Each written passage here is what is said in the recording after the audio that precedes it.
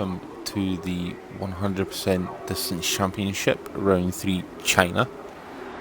We're just at the start of qualifying, and as you can see, it's raining. So this is going to provide a very interesting qualifying session. I'm just going to see if we can get the weather report for the full session. So bear with me. So this will really put a thorn in the side of the drivers when it comes to doing their setups, because they're going to be looking at the fastest time they can, but now they're potentially going to have to run with a wet setup for qualifying to get the best time.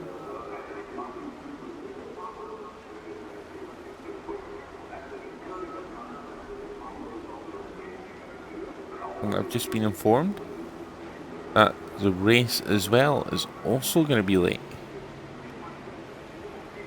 Wet, sorry. We're going to have a dry start in the race, and then we're going to transition into wet conditions.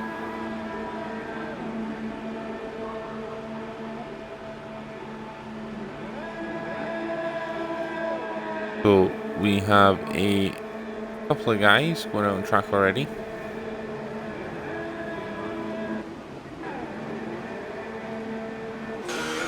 Let's see who we have.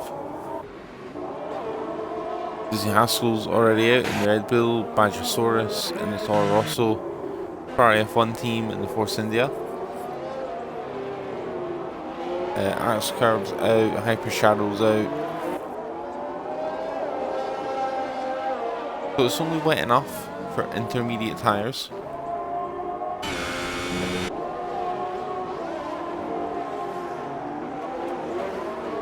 So hopefully this won't hamper the drivers too much. So all these cars are pretty close together.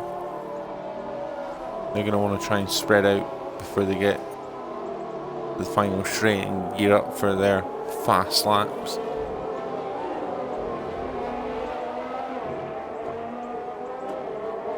I think Dizzy Haskell could actually be the first one to go on a flying lap here. I don't think there's actually anybody ahead of him. Right on board him for a second to see if there is. There's a Bob. Hyper Shadow. Hyper Shadow's behind Dizzy Haskell. There is indeed a car ahead of Dizzy up there. If we can find out who it is, I think it could be Lee Car. Oh, there's cars ahead of Lee's. Sorry, for our F1 team as well.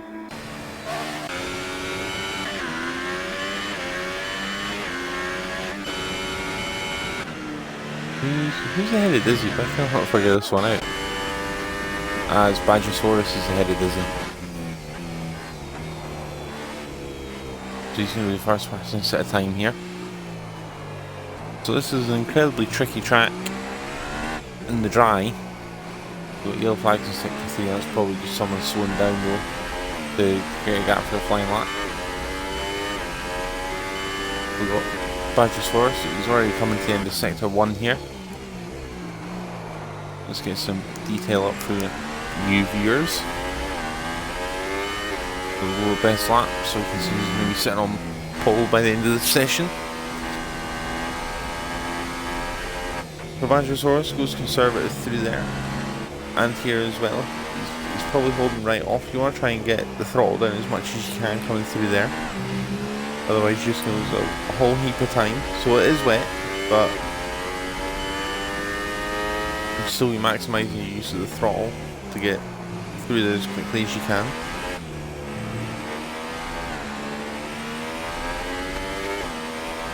But he is sticking to the racing line very nicely though.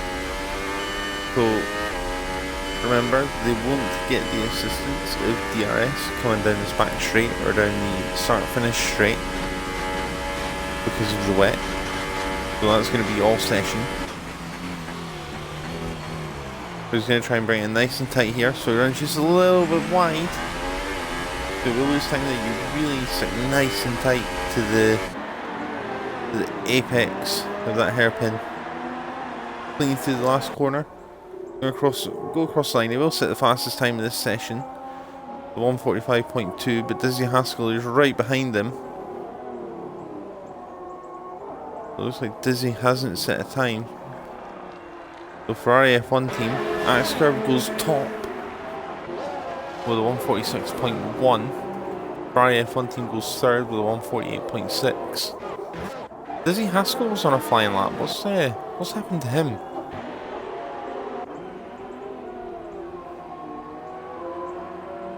He came out of the pits and was behind Badgersaurus as Jacko number 1 goes 4th and Kaiser Bob goes 1st with a 1:45.7.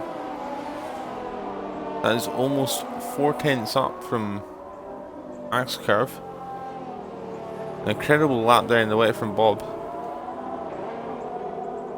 So, still just wondering why Dizzy failed to set a time there.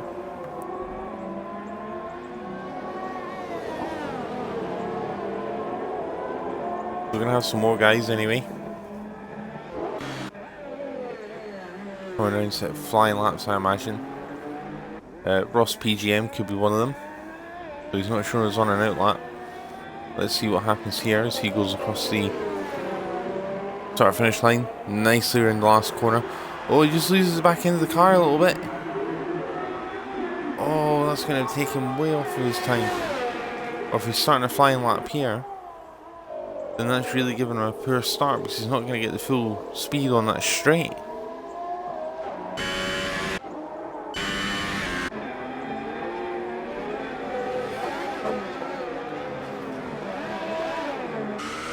Hyper Shadow nicely around the hairpin there. As Alex Curve goes faster again with a 1:45.7. So 200ths. So we've got yellow flag in sector 2, so you can find out who that was for. I think so, it's not for Jacko. Yeah, not sure who that one was for.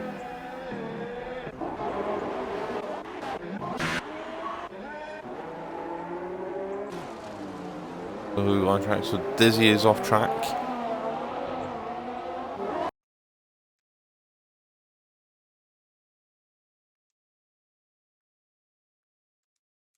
So we're actually going to be joined by Morgs as well. So Morgs is going to come and join us and help commentate tonight. Take a little bit of strain off me as Alex Curve goes massively wide there. Coming up to the end of sector 2. Goes wide and off the track. Got more yellow flags in sector 2. Hyper Shadow's gone off, he's gone wide at a corner.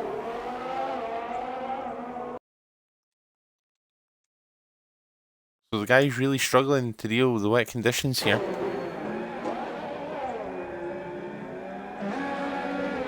As we say hello to Morgs. Thank you for joining us tonight, Morgs. I don't know if you're ready or not. I just got home, so yeah, I'm happy to join you though. Great. I mean, I'll try and help out as much as I can, but with this league, it is a very, very interesting idea with 100% realistic cars. And I mean, I do another league race at 8 o'clock. I just missed it tonight, so oh well. But I'm here now, and I'm spectating this, and it's going to be a good race. Well, definitely. So just to bring you up to date, so we have a full wet qualifying session. Okay. Completely wet. And then the race is going to go from a dry start to wet. So a very interesting race on the cards here, I think, with the wet conditions. So we've got a slow moving Mercedes in the last sector, causing some yellow flags there.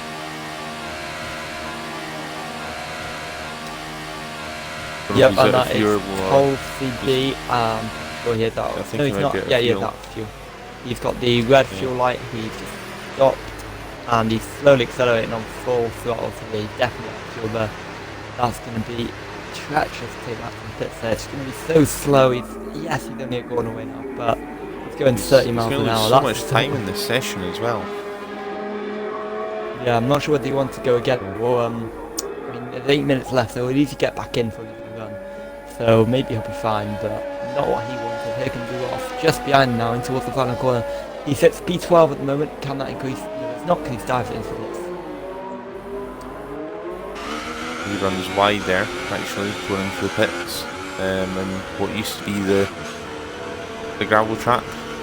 You remember many years ago, Lewis Hamilton actually beached his car there, going into the pits. Way back when he used to drive for McLaren.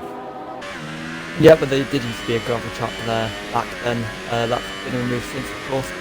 But it's still a big time loss if you do go over that. I mean, you run a lot very wide, but then you can take more speed. It's not really a disadvantage anymore to run over that. And it's just interesting to see different lines that people are going to take into the pit. Sometimes people do take it very aggressively. Some people just take it more cautiously and try and make the corner and not go out wide. It's a very interesting one, and how people approach it could, I don't think it'll be a huge moment in this race, but it will be very interesting to find out. It'll definitely be something to watch out for. So we're just watching Dizzy Haskell as he is almost coming to the end here of his outlap, just reached the end of sector 2. So he has failed to set a time so far. He's really struggling with these wet conditions. He just can't seem to get it together to put a lap in, as he goes wide there on the curb of the exit of the corner. So it's be interesting to see what he does on a flying lap here. So I think we'll stick with Dizzy for his lap. He's the only driver that's failed to set a time. But based on his outlap, Morgs, yeah, I don't think he's going to get anything quick together, Morgs, based on his outlap.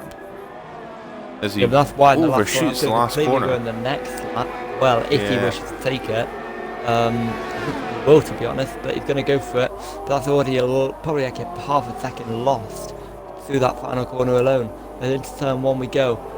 Ever tightening through this corner, it feels like it's never going to end now towards turn 2 and 3. He takes that quite nicely, got a clip in the apex there, and then out wide towards the run into the hairpin at the end of sector 1, having a little bit of moment of oversteer there and almost running off the track. But now in towards the hairpin, he goes braking just at the apex in these wet conditions, and he's not hitting the curb. He runs a little bit wide, but I haven't driven this track in the wet for ages. Maybe that'll change this weekend when I do drive in the IRL race, but for now I have not driven this track in the wet on this game yet, and I'm not sure how tricky these conditions are for the drivers, but I can imagine it'd be very tricky looking at Dizzy Haskell's lap. So this lap seems a lot neater. I still don't think it's been great. Obviously they lost a lot of time at the start, probably like you said around half a second, but definitely so far seems to have been okay. He maybe shoots a little bit too deep into the corner there, which won't give him a great line for the next one, but he's managed to recover that. He's going to see the corner open up here for him as he go down to the straight. That was great on my onboard at least. He lost it a bit, recovered, and always went off the track to the side, but now down the straight we go. No DRS, of course, with overtake DRS and full throttle teeth now into the brakes towards the hairpin. This is going to be a good lap with the 1:20.32 at the moment into the hairpin. That's obviously going to increase as time passes, but is it going to increase? Not enough. Get pole position. I doubt if he comes across the line, but it's going to be a decent position. That's going to be P2 for Dizzy Haskell, just out of Kaiser. Absolutely fantastic. And a good performance there by the Red Bull driver. But there is 4 minutes left of the session, and if Kaiser Bob gets the end of the lap, same with Badger, same with Axel, same with Lee, that could easily change. All separated by 2 tenths. So I'm predicting that Dizzy's not going to have time for another run unless he goes now. So I'm predicting he could end up probably he's a 10th up in the first 7th sector. or 8th. He's going again. He's a 10th up in the first sector, losing the back end now out of turn 5. I think Kaiserbov's on a lap as well, so let's have a look at this as he comes around the final corner. On board with the Haas driver. The man who I want to say came second last time out, I only briefly tuned in about lap 13. Across the line he comes. And that's B2 for Kaiserbob. A 1:45.2 now, 3 tenths away from Scartrix.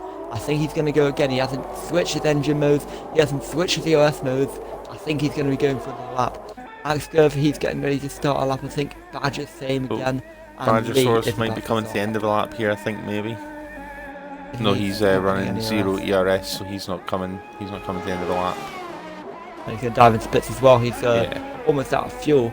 He's going to really need You to say rush it Axe Curve was on a if he lap? wants to get out again. Axe Curve getting ready to start a lap, I think. And same with Lee. Jump on Start board a of lap Axe now. Curve.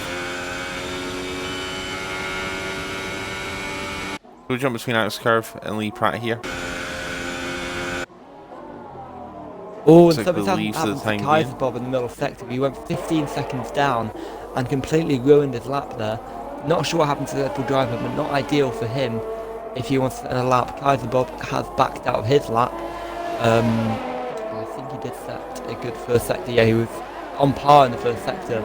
He lost that time in the middle sector. He's still only 2 tenths away from this person best. So watch out for Lee Kaiser Bob runs yet. massively wide at the hairpin at the end of sector 1. Took a really wide exit out of that. Yep, not ideal. Him He's quite a at bit of time. 6th. He's got to improve, and just a 2 tenths improvement will put him up into 3rd place, and that's what he wants. Because, I mean, he probably wants pole position here, but considering he's in 6th at the moment, it's going to be a huge deficit in the race with the free choice of tyres on. Yeah, it's just not going well for him at the moment, is it? He comes now towards. I like to call it a staying section. I'm not sure what that grandstand is on the left, but in towards now this very, very tricky right-hander. It's so hard on the tyres in the race. Just like qualifying, you do not care with the hard on the tyres. And now you go down the straight with, I was going to say DRS open, but there's no DRS of course on the wet as he backs off, I think. Yep, he's going to have to go again. He is releasing the throttle. He's letting the Red Bull in front, I think that is, of Jacko number 1. Ahead, no, it's not Jacko, it's somebody ahead, as I just saw a car almost spinning off there. We have Josh now coming down the straight, probably looking to finish off his flying lap here. So we'll jump on board with Josh, see how he's getting on. Just have a quick look at his sector times so far. So he did go green in sector 2. He is up there.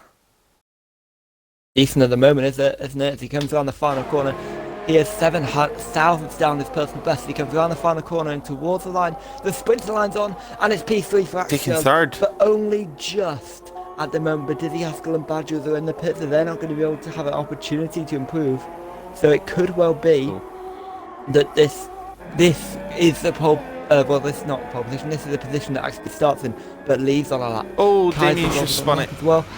In second and Damien's just come off track. He was coming around the sweeping right-hander just before the straight, and he just lost the back end of the car, and he's put it in the wall. So if he was on a lap, that's that lap gone, and he's going to have to pit now because he's going to have wing damage. Kaiser Bob on the final corner, sorry, in the sprinter line for pole position.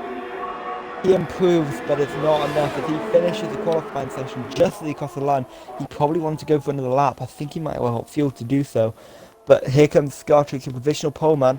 He's going to try and extend his margin at the top as he comes out in towards the hairpin. For the final time of the session, it looks to be a pole position, but let's find out what his final lap time will be as he comes round towards the final corner and out towards the sprinter line. Here he comes, hitting the apex. Towards the line, there's Jacko off there in the background, but across the line comes Scartrix, and that is a 4/10 improvement there, 1:44.4. The session's not over yet. Here comes Lee across the line. It's only 3rd for Lee. It's not enough for pole position, but Axe Curve, he's coming into the hairpin now. He can still take pole position yet. Watch out for the Sauber man, but he's going to have to pull out an absolutely amazing lap here. He's going to improve by 1.1 seconds to take pole position. Around the final corner he goes. Sprint to the line now to take pole position. Axe Curve or Scartrix? It's Scartrix by 7 tenths of a second there. Really a lap by Scartrix. Good lap by Axe Curve as well as in Alfa Romeo. And then he got an interesting second row as well. Great qualifying session. Scartrix has absolutely just dominated that with his time though. Nobody there can touch him. That's a massive lead to have in a qualifying lap, 7 tenths. But can he turn that into race pace is the real question. Yeah, of course, you don't know who's running more dry and who's running more wet setups, and that's going to be a very interesting part of this race. Who has been more aggressive with their setups, who's been not aggressive enough with their setups, and what's going to pay dividends in the race? Straight line speed. There are your results from the screen. Scartrix pole position, Axe Curve second, Kaiserwell in third, Lee fourth, and it's Dizzy Haskell, Badgers, total defines Looney Moo, Hyper Shadow, Jacko, Ferrari one team, Colsey, I think that is, Ross and Sue Beetle. They are qualifying results, and we're in for an amazing race.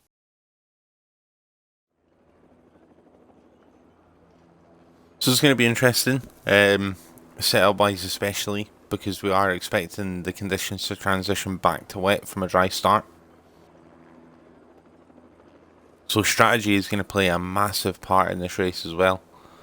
Pitting at the right time is going to be pivotal. It'll be so pivotal. Because if you don't pit at the correct time, then you could mess up your whole race, because getting the call between wet and dry tyres is going to be so crucial. So the drivers right now sitting on the grid doing their pit strategies, so they'll definitely be looking ahead to this potential wet weather that's going to come near the end of the race. Yeah, just a quick apology for leaving. I was about to send you a message via the Xbox thing, and I accidentally clicked leave party rather than show text chat. So, yeah, that's what happened there. So apologies, but you can definitely see overhead that it is very, very cloudy, and the rain could come quite early. Actually, I'd expect it mid-race, but it could well come within the first 20 minutes. And if that's the case, the people who've elected for more dry setups could really be in trouble here. And it's just about when that rain comes, which is going to be so crucial for this race, and it could really choose who can win this race, or at least who can get a good result.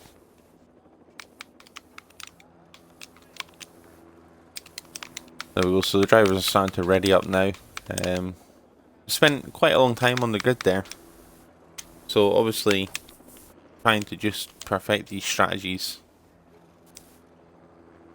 Yeah, of course, it being a weather affected race, it's going to be crucial to get that right balance of setup. You want to make sure that it's good in this early stage of the race, especially that straight line speed. It's going to be so crucial down that main straight. The hairpin with DOS, if somebody gets close to you, that's going to be almost game ending for you, because you're going to easily lose that position. But then again, you don't want to sacrifice that performance for the the wet, and just drop really quickly down the order as the people with the more wet-based setups just fly past you in the corners and catch up to you. So it's really about finding that balance, and that's what all the drivers are doing, which is so crucial for this race. Just a quick look at the tyres. You've got a very interesting mix here. Yeah, definitely. So a lot of the drivers opting for the ultra soft, probably more than half at least. You can see the guys who are going to try and chance this out and hope the rain comes before they need to pit or are in their pit stop mark. So you've got Scartrix, Kaiserbob, Lee, Badgersaurus and Lunimu all on softs, with Fatal Defiance opting for the medium, so he's really going to go deep into this race. But one thing to watch down into turn 1 will be Axe Curve and Dizzy Haskell starting on the ultra softs. So they'll be ones to watch down into turn 1, possibly going to put those front runners of Scartrix, Kaiser and Lee under pressure. Looking at the back, all the guys at the back on the ultras, they'll be looking to make up time as well as they go down towards turn 1. Don't think anyone there is going to make massive gains though that are going to stick. Maybe Hyper Shadow, he was on form last week, as one of the Ferraris there in the background has just gone off track and hit the barrier during the formation lap. I think it was the Ferrari of Ross. Sorry, I just want to comment on a quick point. With the tyre choices, with a couple of drivers electing for the ultras, maybe this rain is going to come very, very early into the race. You notice it's very cloudy overhead if you're on one of the onboards. Will this rain affect the first few laps here? And if it's not, why would you start on the ultra softs? I think it's going to hit very soon. So my thinking behind the guys starting on the ultra softs is maybe they're hoping they can get a gap built before the rain comes, so the ultras should be fast enough to pull them away and build a gap. So we'll continue this in a minute. So we're on the grid now, lights are on and they're out, and we are go here at the Chinese Grand Prix for the 100% race distance championship. So straight away Scartrix is lost First, Axe Curve. Axe Curve got a fantastic start on those Ultra Softs. Everyone looks to have got away cleanly as a Ferrari runs wide there in the background. It was a Ferrari Hyper Shadow. He dropped right down. Josh still leading the pack here. Those Ultra Softs have given him a fantastic start. But he won't get very far on the Ultra Soft round here. The will only last between 4 and 6 laps before the track just chews him up and he's going to need to go and pit. Kaiser Bob has dropped down as well, if I'm not mistaken. He's down to 5th. Lee Pratt made gains up to 3rd. The back, sorry, not huge collision. It actually came out alright. I thought it was about to be a huge collision as Jack and number 1 went straight into the back of Looney Mill and kind of caused a chain effect. Could have had some front wing damage to a couple of cars there, but I reckon Jacko is going to be one of the only ones to actually affect, and he was the cause of that incident. So, talking there, he's going to have a look down the inside of Looney Mill. He's on the ultra soft as Jacko, whilst Looney Mill is on the soft, but Looney Mill does defend that position. But further up, here's Dizzy Haskell on the back of Lee as they head down onto the main straight. This is surely going to be an overtaking opportunity for Dizzy Haskell down the straight. Lee, with that Renault power, versus Dizzy Haskell without Renault power. It's Renault versus Renault down the straight, and who's going to get the advantage as Dizzy moves to the inside, not really electing to that slipstream. He tucks back into it now, and then down towards the hairpin. Lee's defending the inside, but not enough as Dizzy dives it down the inside, and this is going to be B3 for Dizzy Haskell. Great move there on Lee, and Lee just has no response at the stage of the race. But remember, the tyre advantage that Dizzy Haskell had at this stage. Yep, so that was a fairly easy move for Dizzy there. I think Lee knew there was really no competing with a quicker tyre. So is that also Kaiser Bob? Having a look on Lee Pratt there. He's getting the slipstream off him. He's going to move to the inside for turn 1. Can't quite get in there though. Lee just manages to close the door on him. As they come round now, turn 2, Kaiser's still sitting close. So I think we're going to see Kaiser put in some overtaking attempts during this lap. Probably even get past him with how close he's sitting. So he does try to go down the inside here at the hairpin. Is he going to make it stick? Lee goes for the switchback. So they're wheel to wheel here. Still going, so Lee slightly ahead.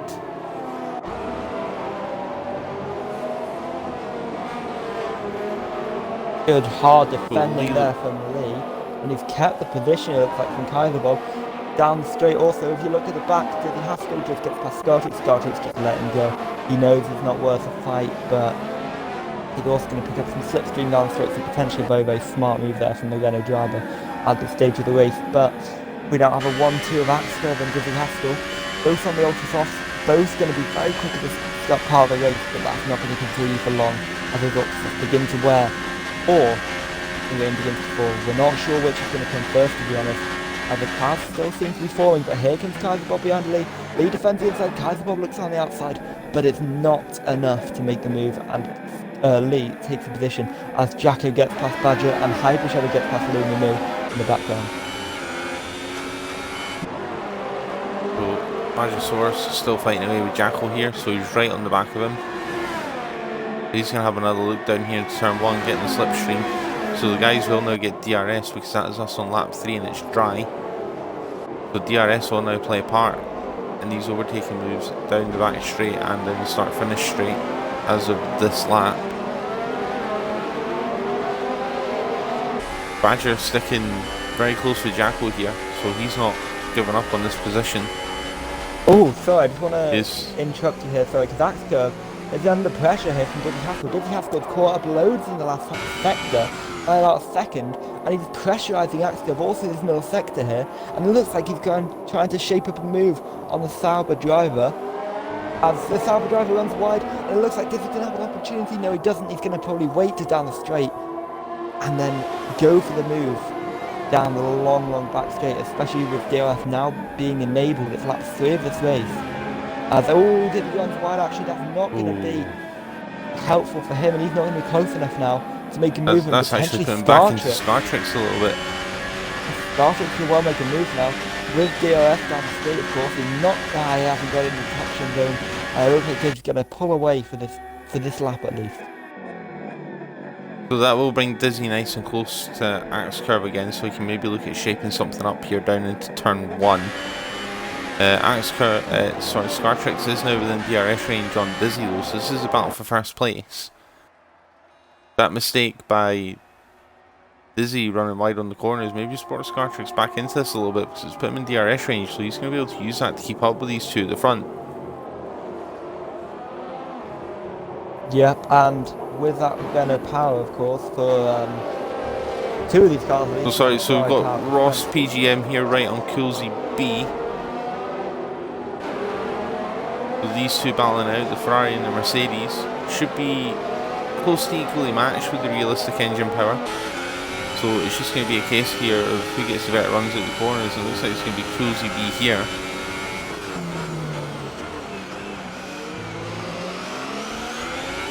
Ross struggling a little bit behind him as Coolsey runs wide, so Ross is going to go. So it's not. It looked like he's maybe going to go down the outside of him there. He's not managed to do that.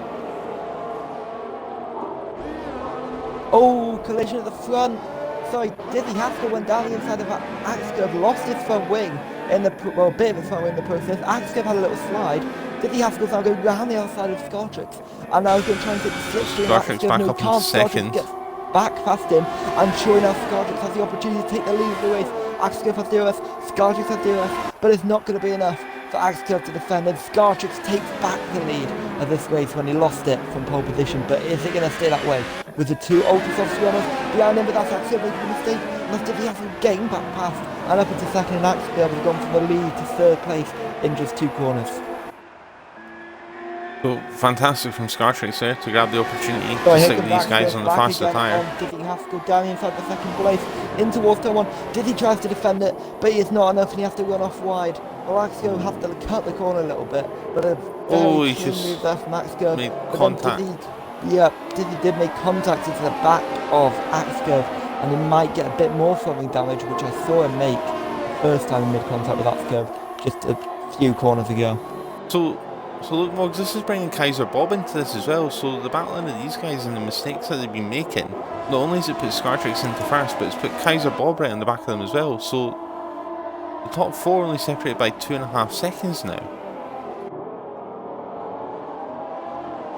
Yeah, definitely, and it's now really going to be interesting with 2 different tyre compounds between these 4 drivers, and now really at the stage where they're probably about equal in terms of pace, and probably the most interesting one I've ever had.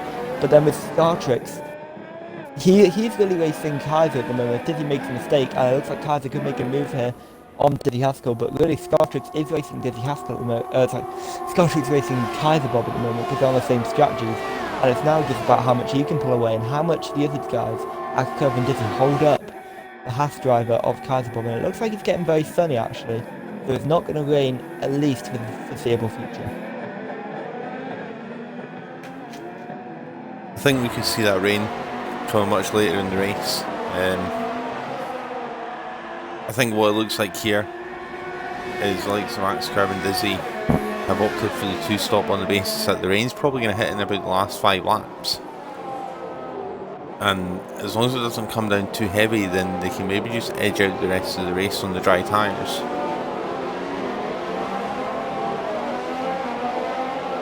Yeah. Just looking down the field at the timings, we don't have much happening. But we do have Jacko, Lee and Hyper Shadow here battling it out for 5th place.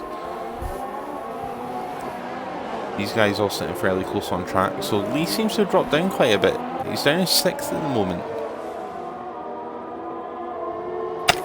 Yeah, so I just think he's struggling a little bit at the moment. He did qualify 3rd, but he's just falling down the order since the start of the race, and Jacko's now got ahead of him, who you probably wouldn't have expected considering Jacko did qualify about 8th, I want to say. Let me have a look. He qualified in 10th, so really not what you expect. The guy qualifying 3rd is now battling Derek Holland qualifying 10th on really tyres now that are probably worse than softer, as is being proven at the front. But here's Dizzy Haskell on Axcurve for 2nd place, 3 tenths of a second as we start the straight. What will it be at the end of the straight? Will it still be an Axcurve favour? I doubt it, as here comes Dizzy Haskell to the inside he goes. And down the inside he goes of Axcurve, and that's a position, but he goes deep, and there goes Axcurve. There goes Kaiser Bob potentially as well, as Kaiser Bob round the outside of the final corner. Can he make the move? No, he tucks back in behind Dizzy Haskell, but with DRS and slipstream down the straight, both drivers have DRS actually, but Kaiser Bob's going to go to the inside and take the position. Great move there by Kaiser Bob. And a very clean move with Axcurve runs wide and lets both of them through. This is about for second place now. Dizzy hasn't looked down the inside again in turn 2. Round the outside of turn 3. Is this going to stick on the old Ultra Softs? No, it's not. And Kaiser Bob has got P2 in just one corner.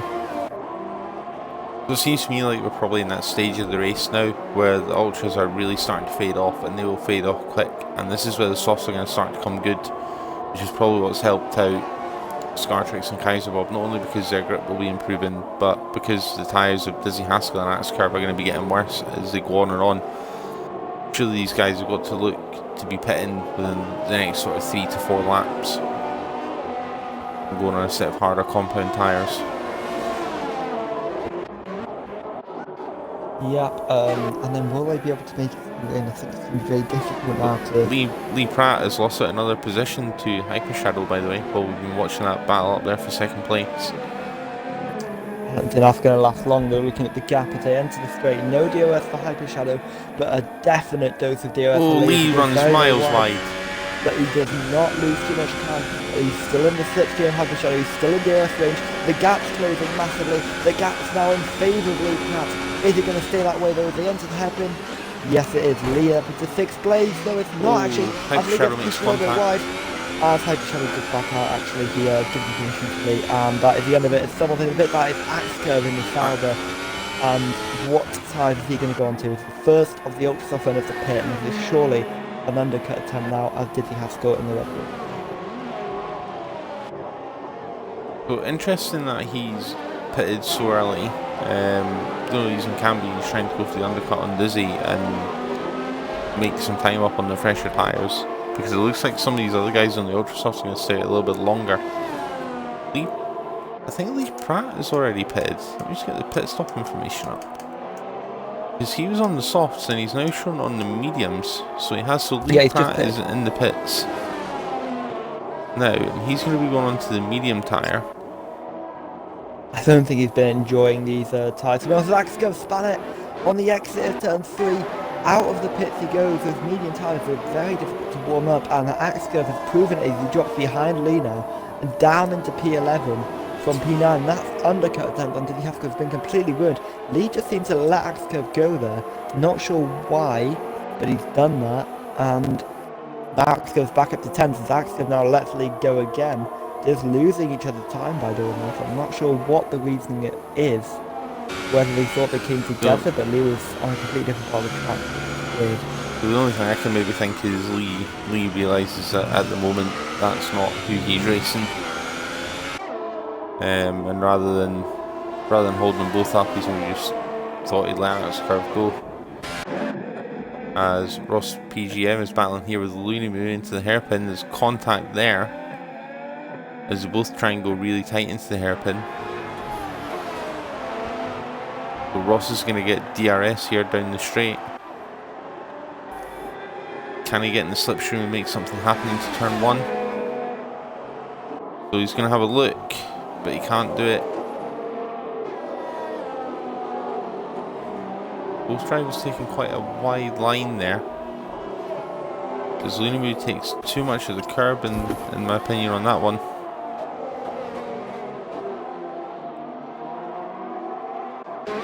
Yep, but Lunamoo of course on the soft tyres now, and 8 laps on both. Lee making a move on Axcurve. Sorry, he goes round the outside of him, but I think that's too long a way to go. But he is going to get the inside line down into turn 3. But Axcurve just manages to hit it into that corner. Got to think Lee's been out for a lap now. He's going to have those tyres nice and warmed up.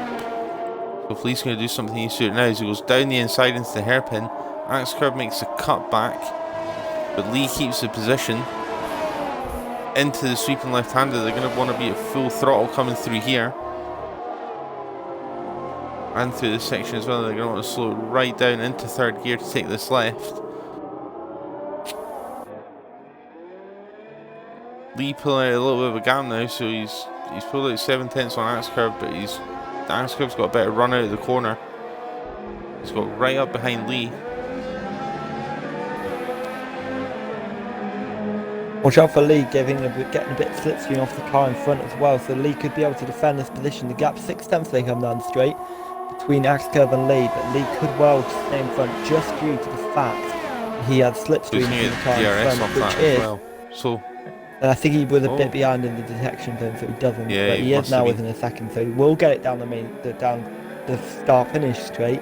Not really the main straight around this track, of course, but yeah, and now it's a four-way battle. Look at Bashir in the background. He's on the soft side with a softer compound tyres, a quicker compound tyres. But is it going to cause a huge difference? I don't actually think so. As here comes Lee down towards turn 1, on through Beetle 01. Is he going to make the move? Down the inside he goes. Beetle seems to just let him go there, but he's still fighting on the outside. He doesn't fight too hard though, but now he's cut in front of Axe Curve, and it's now one car separating Lee and Axe Curve, and this could be crucial as Axe Curve moves into the back of Beetle. Not really Beetle's fault there, I think. It's Axe Curve who had much better exit from the corner there. As he goes down the inside, he almost hits the back of Beetle. Ooh. And he's going to make the move, but he can't make the move. He can't stick it down the inside as Badger is all over the back of Axe Curve now. As Axe Curve going around the outside and towards turn 6, he does make the move, and now he's separated the car between himself and Badgers, and he can try and chase down a 1.7 second gap between himself and the Renault of Lee. So that worked out beautifully for Lee there. Wide in the background trying to get past Beetle. Now he's going to get much better. Actually looks to the inside. Beetle doesn't really defend it so much, but it's not an overtaking opportunity. But Beetle runs wide and Badger's going to get through here. He goes across the DRS detection though, just behind I think. He's going to get DRS down the straight. But is he going to be ahead before that? He goes down the outside of that corner. And he's ahead of Beetle, but Beetle could have slipstream here, and DRS potentially if Hyper Shadow and Dizzy are both in the pits 10 laps in those tyres, and they have a huge advantage in tyre wear in the second stint. But Beetle on back of Badgers, not going to make a move in towards the hairpin. Badgers up into P11, he's got a 1.6 second gap now to close the Axe Curve. That's how much time he lost behind Beetle. So Axe Curve has lost even more time to Lee Pratt. Look at Axe Curve is now. At the gap now, 3 seconds. He's now 3 seconds away from Lee. So that little battle there is done exactly probably what Lee wanted it to. He managed to get the Force India right in the middle of him and Axe Curve while he pulled away. But Lee is stuck behind Hyper Shadow now, so it might work fantastically again for Axe Curve if he can catch up to Lee whilst Lee is trying to find a way past the Ferrari who's just come out the pits actually, so actually the Ferrari could be quite quick at this stage of the race, so we'll find out whether Axe Curve will close in the gap. I think Hyper Shadow is showing some decent pace here, and Lee really has got to make the move now, or he's going to have to wait until later in the race when Hyper Shadow begins to struggle and he will lose time then. But it looks like he might be able to make a move down the inside and towards this left-hander. Hyper Shadow seems just to let it happen, but Hyper Shadow could have done that on purpose, so he gets the DRS down this straight and get back past before the hairpin, because this is for pure position number. They're both in the second stints, they're both on relatively fresh tyres, and down the straight we go now on board with Hyper Shadow in the Ferrari car. In 8th place of the race, will it be 7th by the end of the straight? Lee defending the inside, trying to break the slipstream, and Hyper Shadow can't get close enough to the Renault of Lee, and he has to stay in P8, but I don't think it's going to stay that way much longer. The Hyper Shadows probably have to start defending from Axe Curve soon as well. And that's really what Lee wants, because Hyper Shadow battling back with him at the moment is going to slow him down. But as soon as Axe Curve latches onto the back of that, it's going to divert Hyper Shadow's attention. It's going to let Lee probably just pull away just a little bit more. Yep, definitely, and of course that's what Lee wants. He wants to pull away very quickly, but it's obviously not what Hyper Shadow wants. He wants to stick with Lee, and that's going to be what he tries to do, but watch out for Axe Curve in the next laps. The gap has really been maintaining about 2.3, 2.5 at the moment. It's been closing a little bit, but it's only been a lap that Hyper Shadow's been out on those tyres, so that could all change of course. Jacko, who's just come out the pits, he's in 5th place now. He's really made a good start to this race. He will probably come out in P3 as well when both Looney Moo and Ross come into the pits. But he's going to be on fresher tyres of course, so watch out for them as the race progresses. Jacko at the moment is in a net podium position. I don't think I'd be saying that at the start of this race. But I am. Ross has just got past Looney Moo down to the hairpin. 11 lap old Ultras versus 11 lap old Soft. The Soft surely have the advantage as they can't come make it towards the stick. final corner. On the inside, that's leaning me with a bit of contact. He guns a bit wide. As Ross comes into the pits, I think Ross was going to the pits and he made contact. He tried to take it flat out into the pits, I think. And that's completely messed up that lap. Hyper Shadow's just absolutely dive bombed it at Lee down into the hairpin. He's almost actually gone straight across the hairpin and he's made slight contact with Lee, but that's put him quite a bit behind Lee now and straight into the path of Axe Curve. So I'm not quite sure what he was thinking with that move, but he did seem to come from a long way back, and all it's done is cause him to make contact with the Renault driver and lose time. Yeah, and of course he doesn't want to be losing time at this stage of the race. This is probably one of the most crucial parts of the race when he has the fresher tyres and the better tyres to Lee. But later on, Lee's gonna have the advantage, and if that's nearer when the rain's coming, is that really what Hyper Shadow wants? He wants to also look after these tyres, so maybe this is strategy. I don't know. It's very interesting, man. We don't know when this rain's gonna hit. We know it's gonna hit. When? How long? And will it even affect this race? The driver seems to be doing a normal race at the moment. It looks like as if it was a normal dry race. It's not like there's any interesting strategies going on which you wouldn't see on a normal race. But then again, it's going to be interesting to see because the tyres are going to be all over the place, and it's just about when that rain hits. At the moment, it looks like it's definitely going to hit for at least 20 laps yet. Looking at the sky at the moment, not a few clouds to be seen in this sky, but nowhere near as cloudy as it was in the opening laps of this race. But I think we're probably going to get a Cold Masters special with the rain, and it's going to hit on the final few laps. So for the most, we'll probably get a dry race as Badgersaurus is past Axe Curve now. Axe Curve must have made a mistake somewhere there. He's let Badgersaurus past him. But he's going to have the DRS on him down into turn 1. He's going to go for the inside line. Puts Badgersaurus on the outside line, but Badgersaurus will have the inside line to the next corner if he can keep it there. But he doesn't. Axe Curve just manages to get in front of him. Got a thing like that. It's position taken back for Axe Curve there. So I'm just wondering if he's made a mistake down towards the hairpin area of the track, and that's like Badgersaurus passed. I think he has lost about a second to Hyper Shadow. Looking at the gaps, maybe even a little bit more considering Hyper Shadow made a mistake, but Hyper Shadow is closing the gap back to Lee. It's now within a second. Once again, the Ferrari looks as if he can come back on Lee, and this battle for P6 isn't over yet. You've got to think, we both know Axe Curve, you through multiple leagues and obviously myself through IRL. He's going to be getting incredibly frustrated under that helmet. This is not how he wanted his race to go at all. I'm wondering if he's just on the edge here of overdriving the car, which is causing him to lock up and make mistakes and allow him to drop these silly positions. As here comes Badgers again down the inside of the tunnel also. That's going to be the move. Max goes down the inside. He's going to try and take the position back away from Badgers, and it looks like he's going to be able to do that. But Badgers is hanging it down the inside. He's not giving up this fight just yet. They have to tuck it back into the back behind Axe Curve. But with DRS down the straight, it's going to be an easy move down towards turn 1, or is it because he goes to the outside? This is very tricky.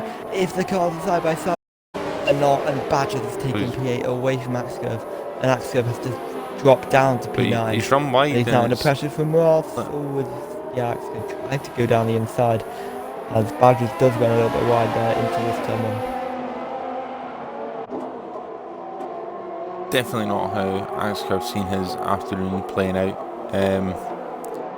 See as well that the field's starting to spread out a little bit at the minute. Just a combination there, I think, of the different strategies. But the front runners are probably going to be looking to pit within the next 4 to 5 laps, I reckon. They're now all on 14 lap old softs. I think they can go much longer than 20 laps, to be honest. They're definitely getting worn now, but I think they could probably go at least about lap 25 in this race. I want to say, and then the Cool. medium probably go to about like 40 if they start them, but none of them start them, obviously. Scartrix and Kaiser Bob, only 16 laps into this race, have already pulled out a pit stop window on 3rd place.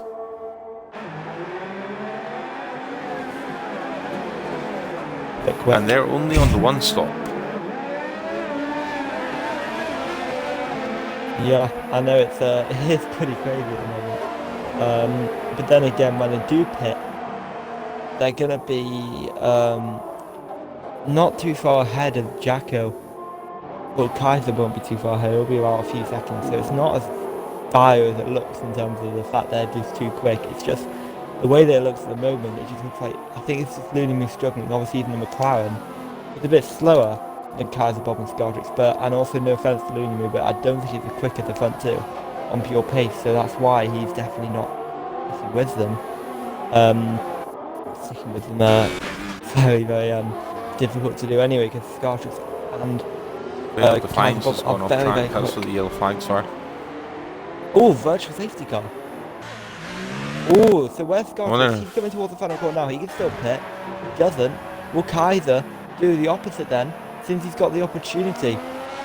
Yes, he does. Yes, he comes will. into He the goes pit. straight on. So he's going to do the opposite to the Renault driver of Scartrix. And will this help? Will this help Kaiser Bob?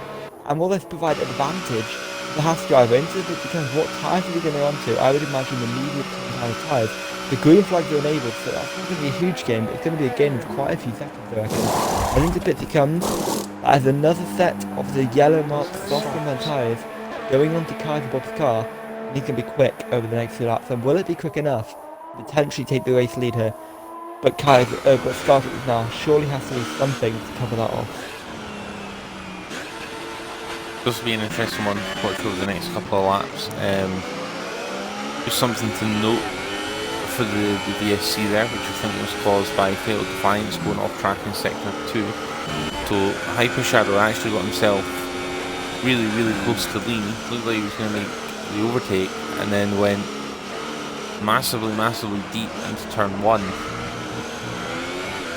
But we couldn't get on with that because of the virtual safety car there, obviously throwing up a strategic move by Kaiser Bob in the battle for P1. But Hyper Shadow again within 5-6 tenths of Lee Pat, so he's not letting this Renault driver go. He's desperate to take back that 6th position. As Axe Curve is on the back of Badger's Force again as well. We've got battles for 8th place and battles for 6th place here. Who's going to be the first one to jump and try and take the position away from the car in front of them? Just a quick note, that start is not flat at least, as he comes on to now towards turn 3 of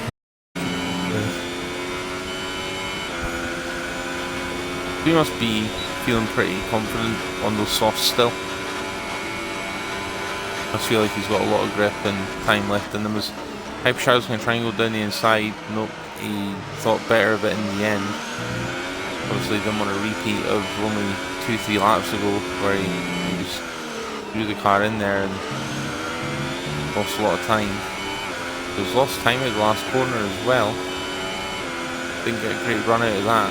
He's not going to be able to put a move on Lee down into turn 1, but Asker's going to make a move on Badgersaurus. He goes to the outside. Badgersaurus is going to make him go the long way round. Keeps the inside line. As Badgersaurus drifts out wide on the apex, the corner then causes just a tiny bit of contact. Josh locks up going down into turn 3. Still behind the Toro Rosso of Badgersaurus here. Josh just seems to be throwing everything he can at this Toro Rosso, and it just does not seem to be working. Yep, Badger is driving very, very well as well, because I know that I can keep pace with Axberg, and I know that from tier 2 of IRL, which I was going to be able to watch on FNL too. But yeah, I know that I feel like I'm quicker than Badgers, but he's showing that he even has good pace, especially on the track. And I think the Toro Rosso is probably a little bit worse than that Sauber, if anything, because that Sauber if you thought last season, yeah, maybe the game thinks it's the worst car or the second worst car behind ahead of the Williams, sorry. But I think that Sauber car is better than Toro Rosso, and Badgers is holding Axel behind him. Yes, he's on the compound softer, but Badger is doing a great job at the moment. If Higgins Axel around the outside, going to try and make the move again, locking up in towards the hairpin, doing the switch back now on the exit. We've got Ross in the background as well, so watch out for him. But they'll go now down towards the final corner. They're side by side, and the later braking for Badger keeps them ahead. But with Axel making a move with DRS potentially down towards turn 1, this is very much possible that Badger is going to lose the position. In towards Ross really on the back of this now. Yeah, towards the final corner. Badgers has spun. Yeah, Badgers has spun. I'm not sure whether there's contact there, but from Max Go's point of view, or from my point of view, there was no contact. Like the Badgers have just lost. And then I praised him, he loses it. Commentator could have thought it was fine. So, yeah, Badgers lost the car there. He's down to 12th place as Ross is on the back of Axel now. Ross could well make a move, and it could be.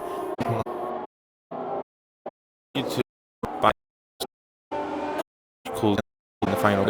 It'll be interesting to speak to Badger and just find out what happened, whether there was contact between the drivers or he's just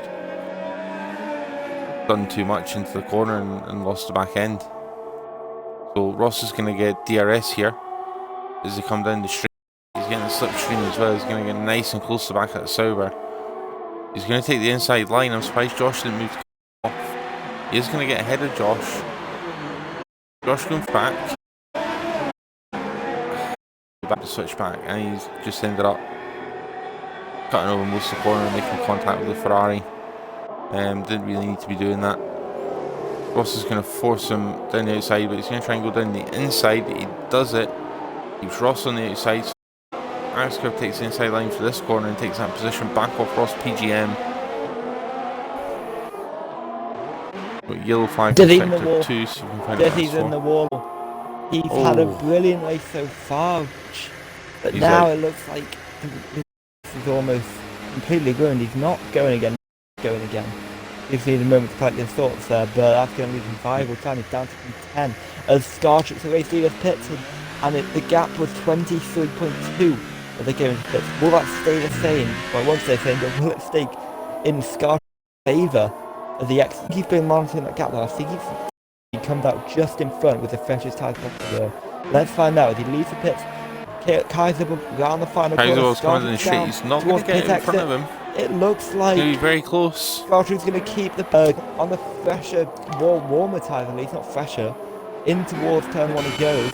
It's going to be P2 though for Kaiser and not the P1 that he was chasing after. Down towards turn 1 and Scartrix. And I think one more lap, Scartrix would be in P2 So coming out of sector 2. Yeah. Dizzy's just, I don't know what he's done. He's just completely missed the braking for the corner and gone straight ahead. He's a long way from the track out there. I'm not sure if that's just frustration or he's missed the braking point and not being able to control the car, but gotta think that's Dizzy's race over now. He's gonna have to do something magic to come back from this. And as I say that, he would have fined the typing session. I'm not sure really what happened. The McLaren driver, he hasn't really had a very good race so far, but he's now out of this race, got first retirement of this race, and he's going to score no points today.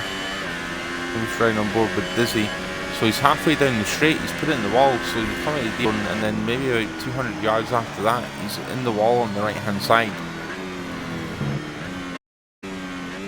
Still he has 10 seconds wide there. Yeah, he's gone way off. I think he's going to retire in a few moments time. Turning back around onto the track, I think he's just given up pretty much.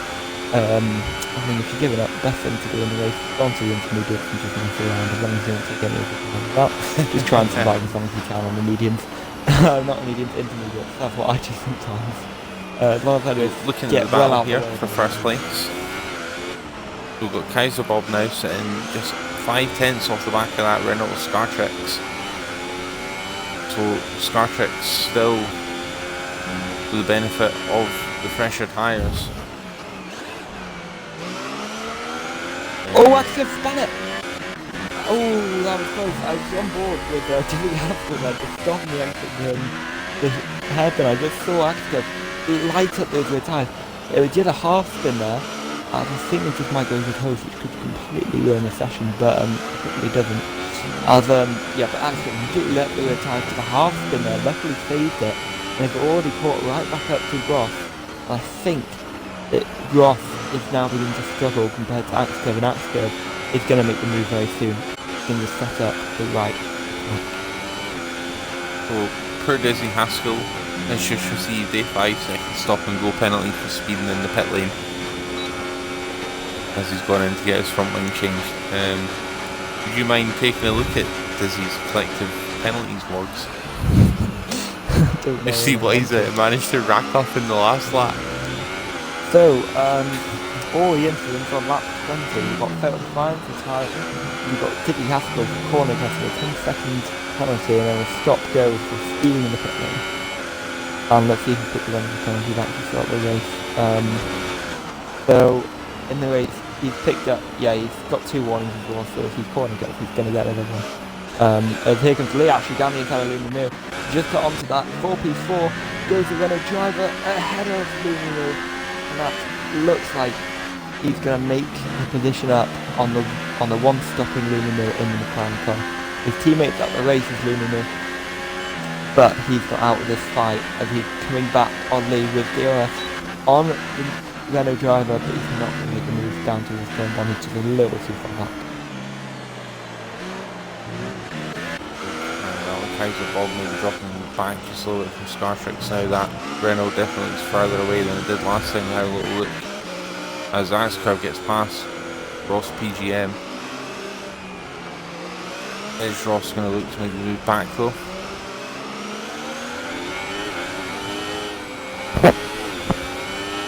But he's just too slow at turn 3 there. It's going to lose him a little bit of time. Axcurve defending the inside line at the hairpin. But Ross is actually still sticking with him. He's eased off for this corner a little bit. So is Axcurve. Lock up from Axcurve there. So he's been doing that quite a lot this race. That's definitely not going to aid his time getting away from other drivers.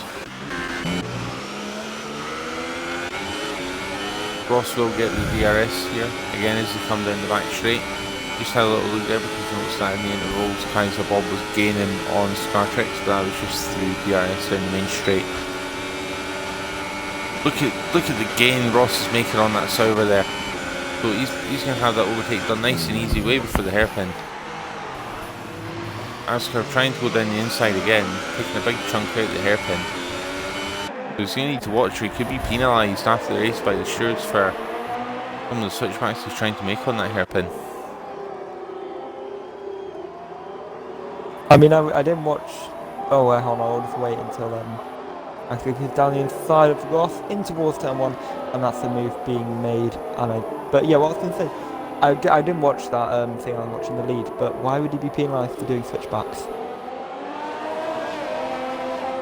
So it would be more the amount of corner he's taken off the hairpin.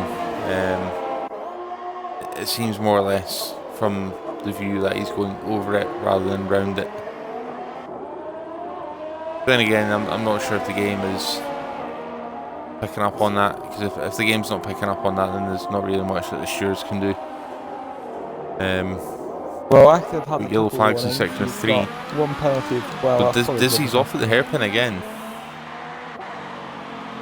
Yeah, but now he's retired. He has had enough with this race of Scarface at the last lap. He's pulled out a 2-second gap on Dizzy in that last lap. 2.8 is the gap across the line.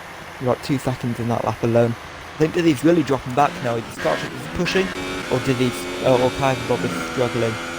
Jacko in third place is now almost a pit stop behind Kaiser Bob, and that is legitimately, Lee is legitimately also definitely a pit stop behind Scarface and Kaiser Bob, and he is a further 8 seconds behind Jacko. I think that gap is going to begin to close as the soft tyres on Jacko's car begins to age.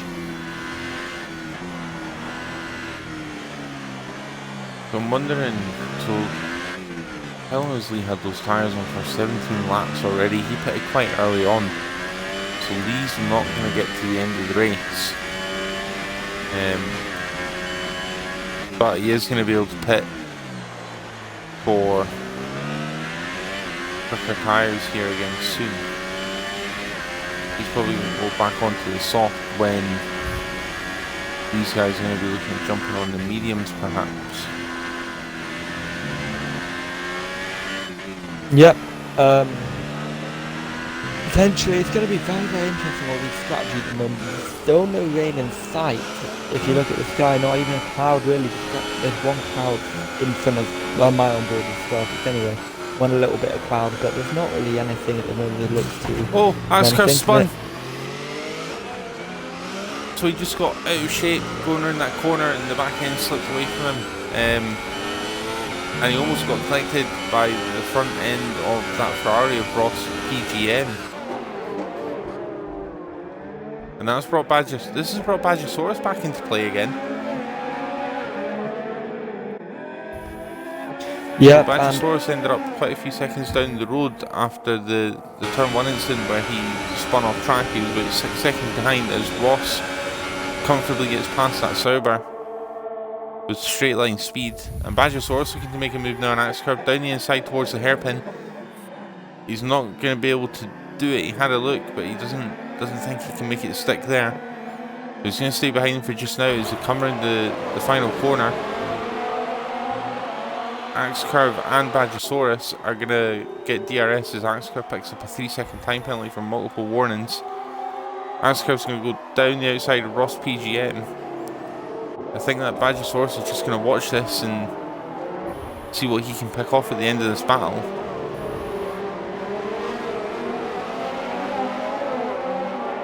Yep, Badger is really looking for an opportunity here, but Ross, he's going to have a look at the opportunity on Axe Curve. Axe Curve just got past him. Is he going to be close enough to make a Ricardo move there? As Axe Curve makes a mistake, Ross goes down the inside there. Badger's going to try and follow him through, but I think Axe Curve is going to emerge just ahead of Badgers, and Badgers cannot get past Axe Curve, who has really, really struggled in this race thus far. But there is still 29 laps to go in this race. It's still a long race, remember. 100% race distance, of course. And there's still a lot of things that can change in this race, a lot of things that will change in this race. I think it's going to be a totally different race. A big lock up there from Axe Curve coming out of sector 2. That's not going to sit too kindly on that front left. It's going to put a lot of extra unneeded wear on that. As I was going to say, you've got to think how different this race could have been if Axe Curve hadn't spun it out of turn 3 when he'd left the pits. Would he still be up there challenging for lead? He's going to go down the inside of Ross into the hairpin. And he makes that move. So he does well to keep the Ferrari driver on his outside there.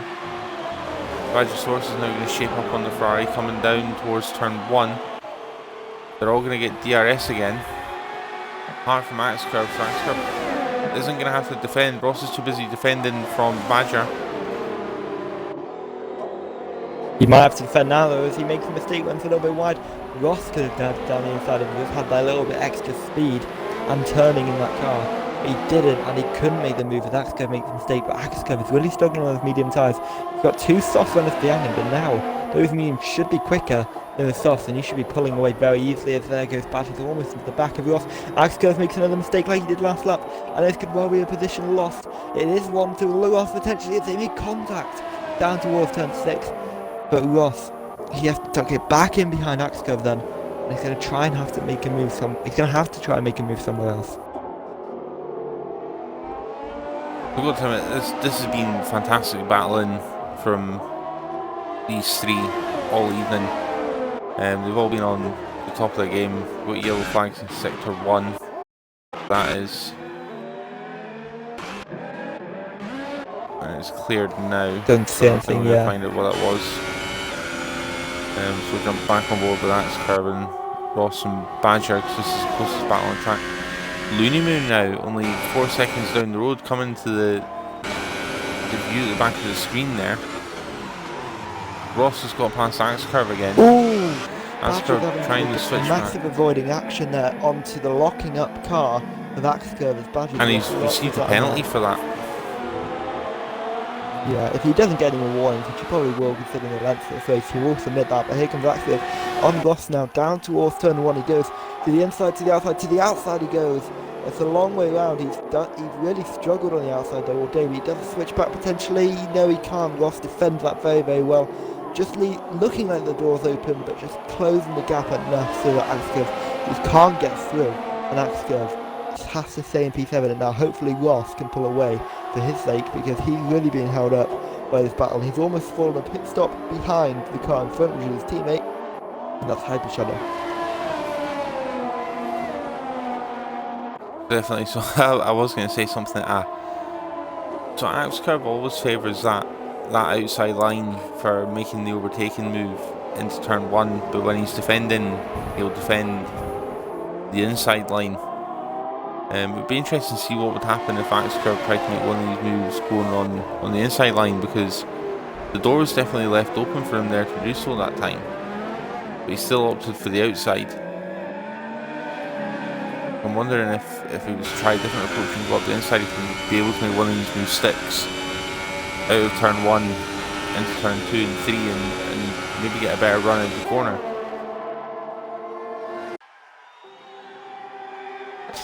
Yep, I'm just looking at the move here.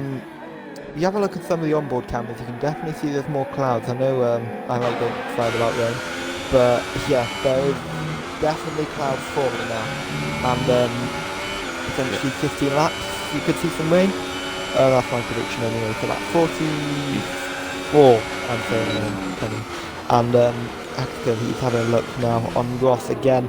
He's now hogging the inside line. He's going to try and sneak down the inside of Ross. He can't make that move stick though, and it's going to have to stay in P7 for a little bit longer. And how much longer is he going to be able to stay in P7? I think P6 without incident up front is going to be the highest that he gets this race. Looking at the gaps now, he's almost fallen a pit stop behind Hyper Shadow, and definitely a pit stop behind Lee Pratt. So 4th is definitely out of reach. 5th could be in reach if Hyper Shadow and Ross make a mistake in their strategies. But really now this race is taking another turn, with Ross having to defend this position and Axcurve losing lots of time, and the man who started 2nd place may not even finish in the top 5 here. But that's racing for you, and it has provided excellent entertainment this evening, watching these 3 battle it out. You wouldn't think the way they're battling that it was only a battle for 6th place. They're battling like every point matters, and it does for them. But I'm not sure what you think. But personally, as Axcurve goes into the back of Ross PGM, they're just locked up going into the hairpin. He made contact with the back of that Ferrari. Yeah, as I was saying, Morgs, I'm not sure what you think, but the realistic engine performance doesn't seem to make a massive difference to the front runners of this race. With Scartrix, Kaiser Bob and Lee Pratt, usual front runners, all still within the top 4. Yeah, well, I mean, I'm just going to have a look at, well, I mean, most drivers actually are running Renault engines, at least the front drivers. You got Scartrix, Renault engine, the leader, Kaiser Bob in a Ferrari engine, the Haas obviously, but I think that is, I'm not 100% sure, but I think that's the old Ferrari engine in that car, but it could also be the new one. I'm not Yeah, I believe it is. And then Jacko, he's in the Renault, Lee's in the Renault car, engine. Hyper Shadow and Ross are in Ferraris, but so is Axcurve. So Axcurve and Ross don't have a straight line difference really. Maybe Axcurve a little disadvantage because he's not in the actual Ferrari works team. He's in a sub team of Ferrari. Badgers, he's in the Honda engine. I honestly thought that was a very quick engine last year, but I mean, it hasn't really proven to be a big advantage. But at the moment, really, most of the battles have been between people with the same engines as each other, so or very similar engines at least. So I mean, that's why you haven't noticed it. I don't think really in this race. You haven't really seen McLaren Honda going very slowly down the straight that you would have seen in last year's game. As Axcurve span it, Axcurve round at the hair hairpin, he hits the rear wing He's into going the to wall. lose 2 positions And there as well. He's lost the position, well, he lost the chance to overtake Ross, he's lost the position to Badger, he's going to lose the position to Lunamu, he has to run wide, and Lunamu is going to be side by side with him down the straight actually. This is a side by side between the Renault and the Ferrari loses out to the Renault of, well, the McLaren Renault of Looney Moo, who's now up to 8th place. But I was going to comment just before that incident with Axe Curve that if you think, I think Max Curve might have damaged mid-spin. We saw him spin on his outlap from the pits on the specialist set of tyres, and Lee overtook him. And then now, they haven't pitted since, either of them, and the gap is huge between the pair. It is about 20... Before that spin, it was 27 seconds between Axe Curve and Lee. And that's in 23 laps. So a huge disadvantage there for Axe Curve, and whether he's lost time, whether it's just a battling, whether he's got damage, I'm not actually 100% sure, but that's just a very interesting point to note out. So I'm just having a look at Axe Curve's car. I don't see any noticeable damage, but that's not to say that there isn't. One thing I was going to comment on before the Axe Curve swim was Looney Moo.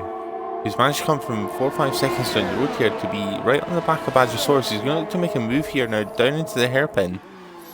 He's going to off the inside line. And he's going around the hairpin. Badgersaurus not really able to defend that one. Looney Moo's done fantastic here to catch back up to his pack. We've got a yellow flag in sector 2. See if we can find out what that's for. We don't Nope, see anything jumping out. Actually, speaking of lap cars, I think Axe Curve's going to get lapped soon actually, so the not pole position man, but the second place man who got into the lead actually for the first few laps of this race could be getting lapped here very, very soon. It's Scarfield probably about 15 seconds behind Axe Curve.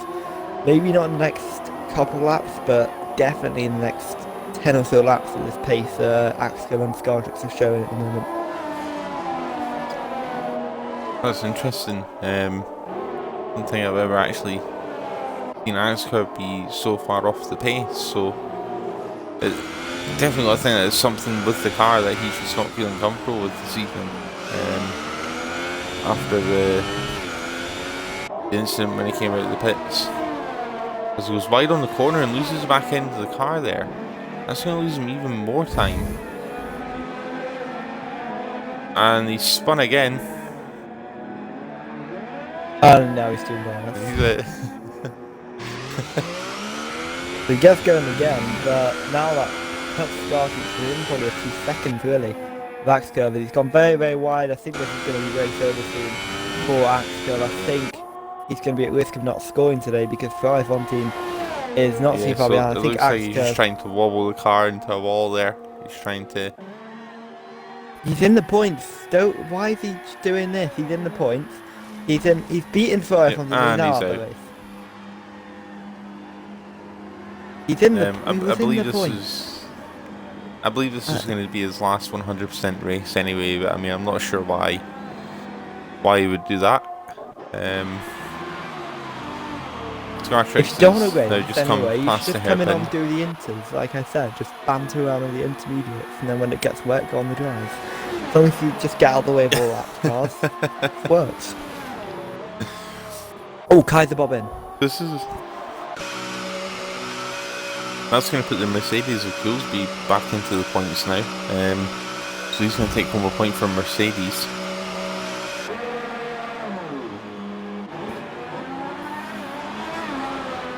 So someone who's had a very quiet yet very solid race is Jackal, as he comes into the pits now as well. What's Lee Pratt going to do? Is Lee going to cover this off? No, so Lee's going to keep going. What's Jackal going to fit? He's going to fit the softs. Kaiser Bob has gone on to the mediums. That's very interesting because this rain, you reckon, is going to hit maybe in about 10 laps time? Yep. I'm just looking at the onboard of Star Trek, and there's definitely more clouds forming, especially towards the pit area and the start-finish straight. So it is coming. Yeah, I definitely agree with that. And the medium core could just be because Kaiser has no fresh set of softs left. He's obviously been started softs. He went onto another set of softs. He just doesn't have one left. And anyway, it could well be a dry track, dry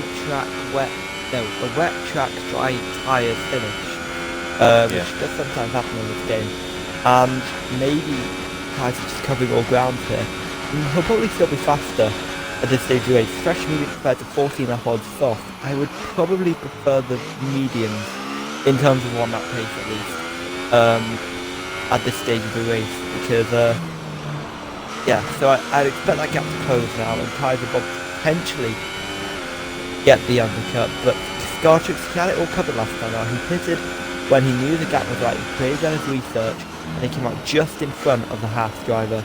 He timed his pit stop to perfection. He stayed out for 3 or 4 laps, waiting for the latest possible time, and then he pitted at the perfect point. So that's probably going to happen again here. So imagine the MFD panel, Star Trek was just spamming the driver behind button to get that update from his race engineer, just to see when the switchover is to the gap being closed. Kaiser does seem to be taking it a little bit easier on the mediums though, but the mediums are very difficult times to get warmed up. As Ross PGM is overtaking Hyper Shadow, so Hyper Shadow must be in the pits, so he must have just come out of the pits. So he has indeed. He's just come out in a fresh set of softs. But Ross PGM is going to have to pit again. He's on 22 lap old soft tyres. He's probably going to come in within the next 2 to 3 laps. Looney on the back of Hyper Shadow though. Looney is probably going to be going to the end of the race on those 9 lap old mediums. If he can get ahead of Hyper Shadow here while he's still trying to warm up his tyres, and we could have a good battle on our hands for a couple of laps.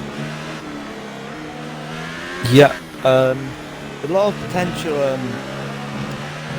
There's a lot of potential battles going on at the moment. We've got to the lead battle, but I don't know. That gap's not closing for 31 seconds. It's really just staying around the same. And then you've got Jacko, 12 behind Lee, just pitted, of course.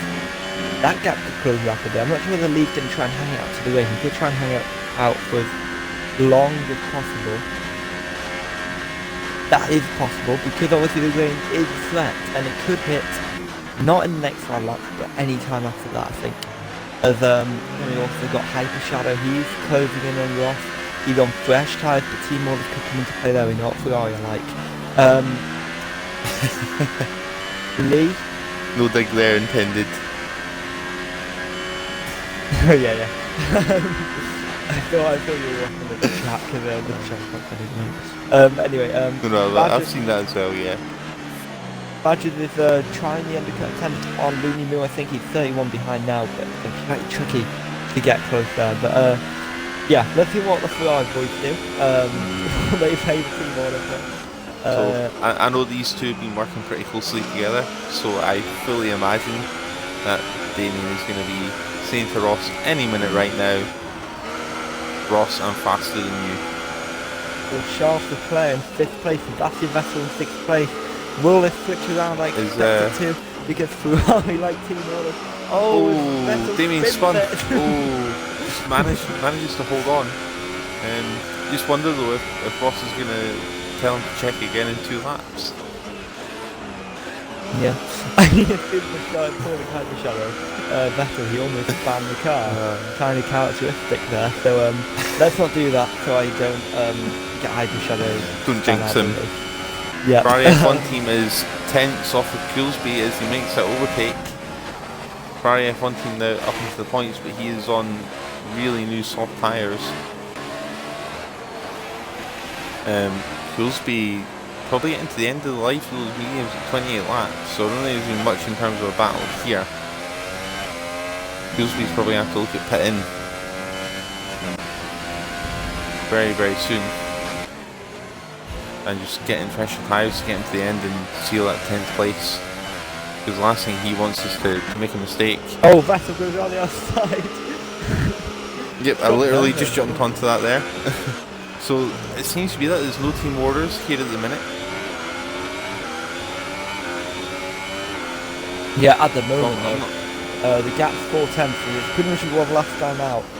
Last time out, here comes Hyper Shadow down the inside of the Ross, and that is P5 for Hyper Shadow, and Charles Leclerc's going to have to pit now. 24 lap old soft combat tyres. Very, very old. His strategy's been ruined. No, obviously Ross is running his own race, and I don't think he's had the pace of his teammate today, and he's going to pit, and hopefully for his sake he wants to try and get out ahead of Badgers. That should happen, as long as he doesn't lose too much time, but he wants to gain the maximum amount of freshness on those tyres when he does pit as possible, so that's why he's still out on those very, very old tyres. He could pit now and probably be fine until the end of the race, but then again, this rain could hit at any time.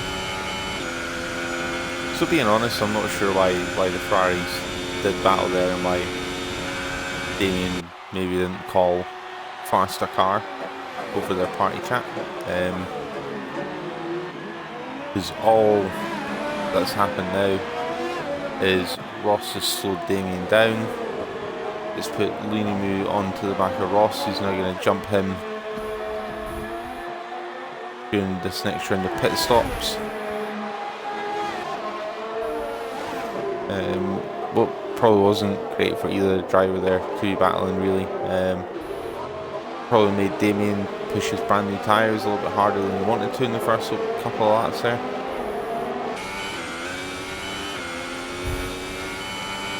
Yep, I'm just looking now. Jacko's lost a bit of time to Lee. I'm not sure that he caught any mistakes that he's made.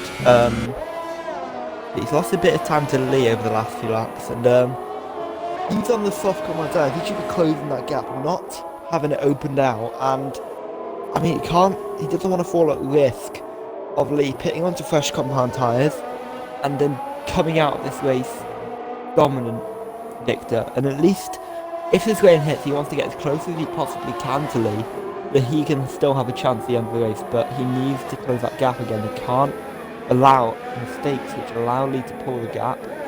He's on 26 lap fresher tyres and the compound softer, so he should be flying up towards Lee at the moment, and also he's in a Red Bull. But obviously pace of the drivers does take effect, and that's why they're in the cars that they're in. So obviously Lee is the faster driver since he's in the faster car, in a slower car than Jacko, but then really the driver element's been taken out of it in terms of raw pace, and it's just really about who can extract the maximum out of their car, and Jacko needs this right now. He needs to extract the maximum out of his car to catch up to Lee and get within a range where he's safe for that podium, which he is not at the moment.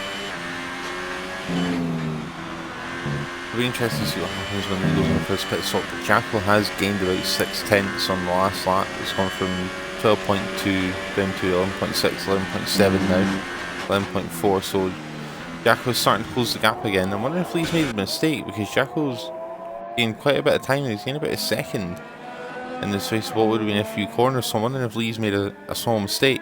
Lee's set times look fine at the moment. I'm just having a look at set time. He's set first sector a tenth slower than his last lap. Middle sector a tenth slower than his last lap as well.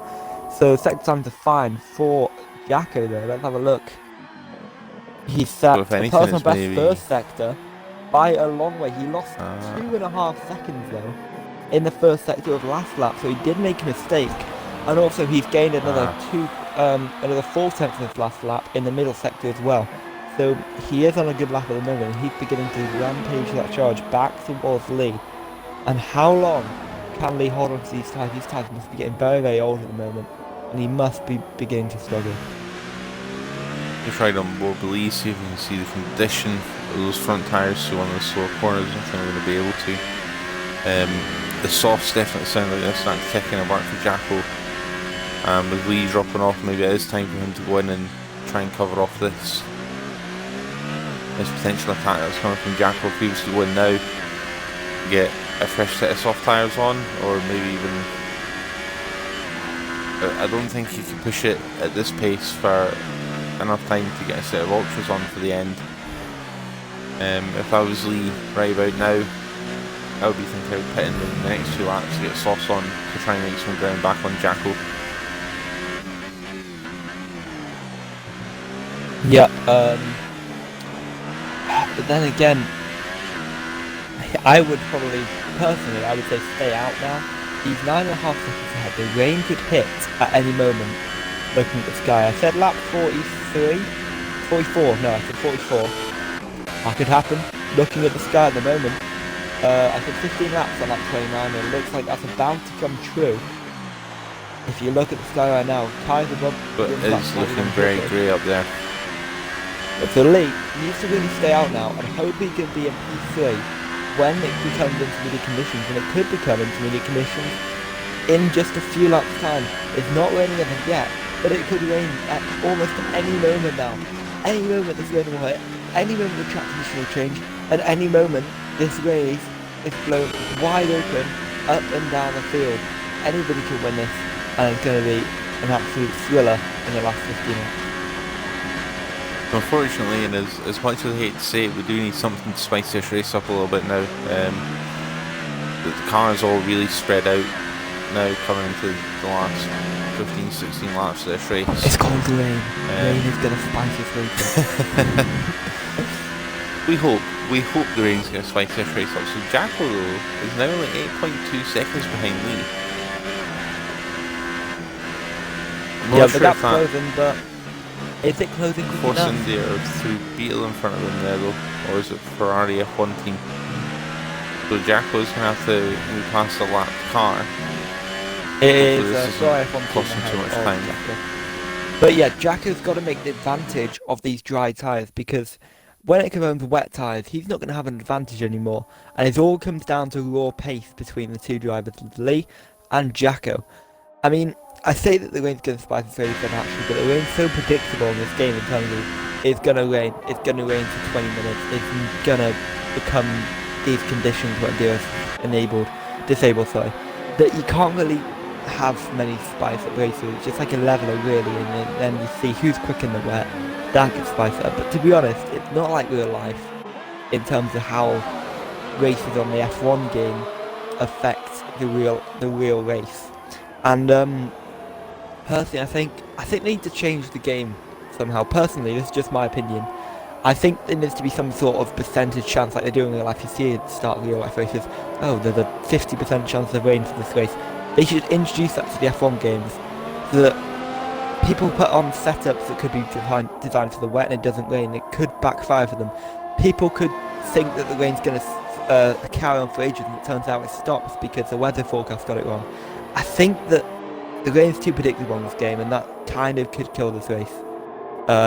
Especially this battle. So your suggestion would be just scrap the current system and go with more of a potential base at the start of the race. You get told there's a 75% chance and maybe a rough time. Yeah, that's good. And then how long as well, but then none of it's like fully accurate like it is in real life, because you hear all the time in real life, oh yeah, rain in 20 minutes, no rain happens, and there's a high chance of rain for this race, no rain happens. I remember Spain 2018, it said 80% chance of rain for the race and not even a drop hit the circuit. So yeah, I definitely think that's going to happen. Now actually, is it raining now, or is that just I was just about to say that. I'm just watching Jacko. I think there might be rain. There's rain falling. So I'm on board with Jacko, and there's rain falling now down at the hairpin, so the rain is here. So it is probably going to be a switch to inters before the end of the race at this rate. 13 laps to go with the rain coming now. I'd say about 4 or 5 laps these guys are going to have to switch to the inters, because there's no way they're getting 13 laps in the rain on dry tyres. So another round of pit stops is going to open this race right back up. Scartrix is going to need this rain to fall quickly. Actually, I was going to say that, but then Oscar Ross is out on 29 lap ultimate soft, so I can say those softs won't last too much longer. But I mean, Ross has completely proven that's wrong. So yes, Scartrix is fine then. And As actually, Ross Ross is pits, dropping down, and he has to pit now. it'll be interesting to see what tyres he opts for, because he doesn't want to have to force himself into another pit stop, but it's nowhere near intermediate time yet. He's going on the inters. They're out with the intermediate tyres. He's going to struggle so much for about 3 laps. That is risky because he was going to come out, I think, in a comfortable 7th place, ahead of Badgers, and he wouldn't. He came in to the pit stop in 6th, so I mean, it's really the best that he could have done, and he's now taking a huge risk here of trying the opposite strategy. And even if this turns out to be intermediate conditions, just a few laps, he's going to wreck his tyres by just overheating them as there goes Badgers up into 7th place. I'd expect if only Ross decided to pit onto some medium tyres, he would have been able to come out in P7, he would have held that position, and he would have held it to the end of the race, unless Badgers had some amazing pace at the end of the race. But I think that was a wrong call there from Badgers. From Jacko Ross. 4 seconds behind Lee now. Yep, so the race to the podium's not over yet. Jacko versus Lee. I was talking about he needs to make his move in the dry, and if he can get within a few seconds when it's while it's still dry, and then when it's wet, make the move, it could still work out for him for a podium spot. Let me have a look at the penalties actually right now between. I won't care about Kai's An interesting concept here.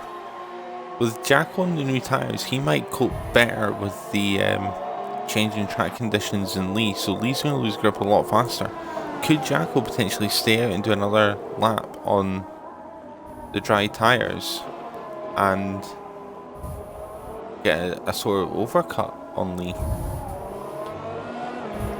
Maybe. Or also, Ross is definitely the wrong choice. He's fallen 10 seconds behind Badgers now. Yeah, he's definitely struggling those intermediates with the wrong choice. Yeah. And if he loses another 10 seconds in his next lap, he's definitely going to be out of pit stop range.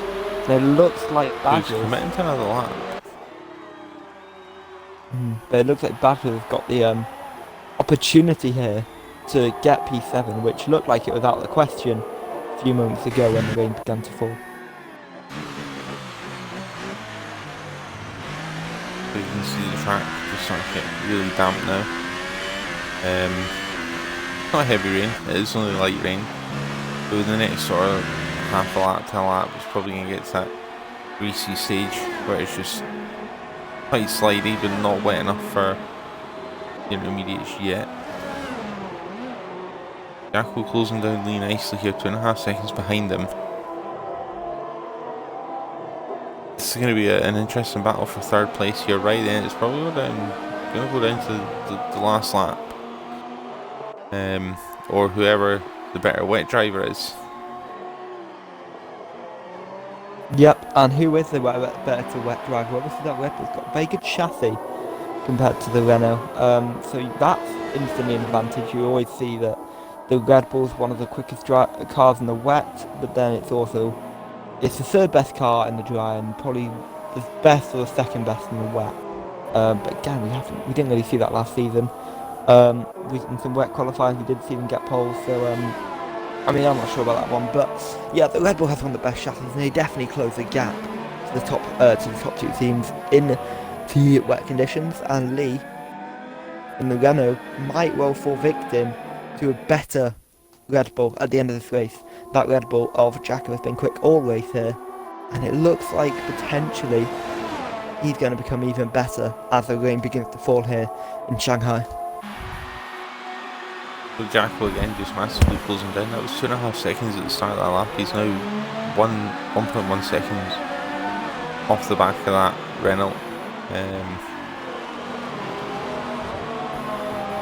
Not sure if DRS has been deactivated yet.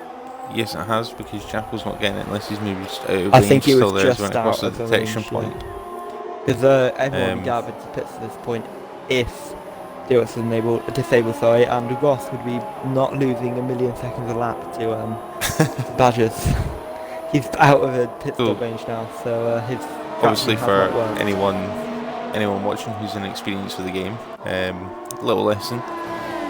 if you're on changing track conditions from dry to wet or wet to dry, the DRS activation is your signal to swap between the wet and the dry tyres.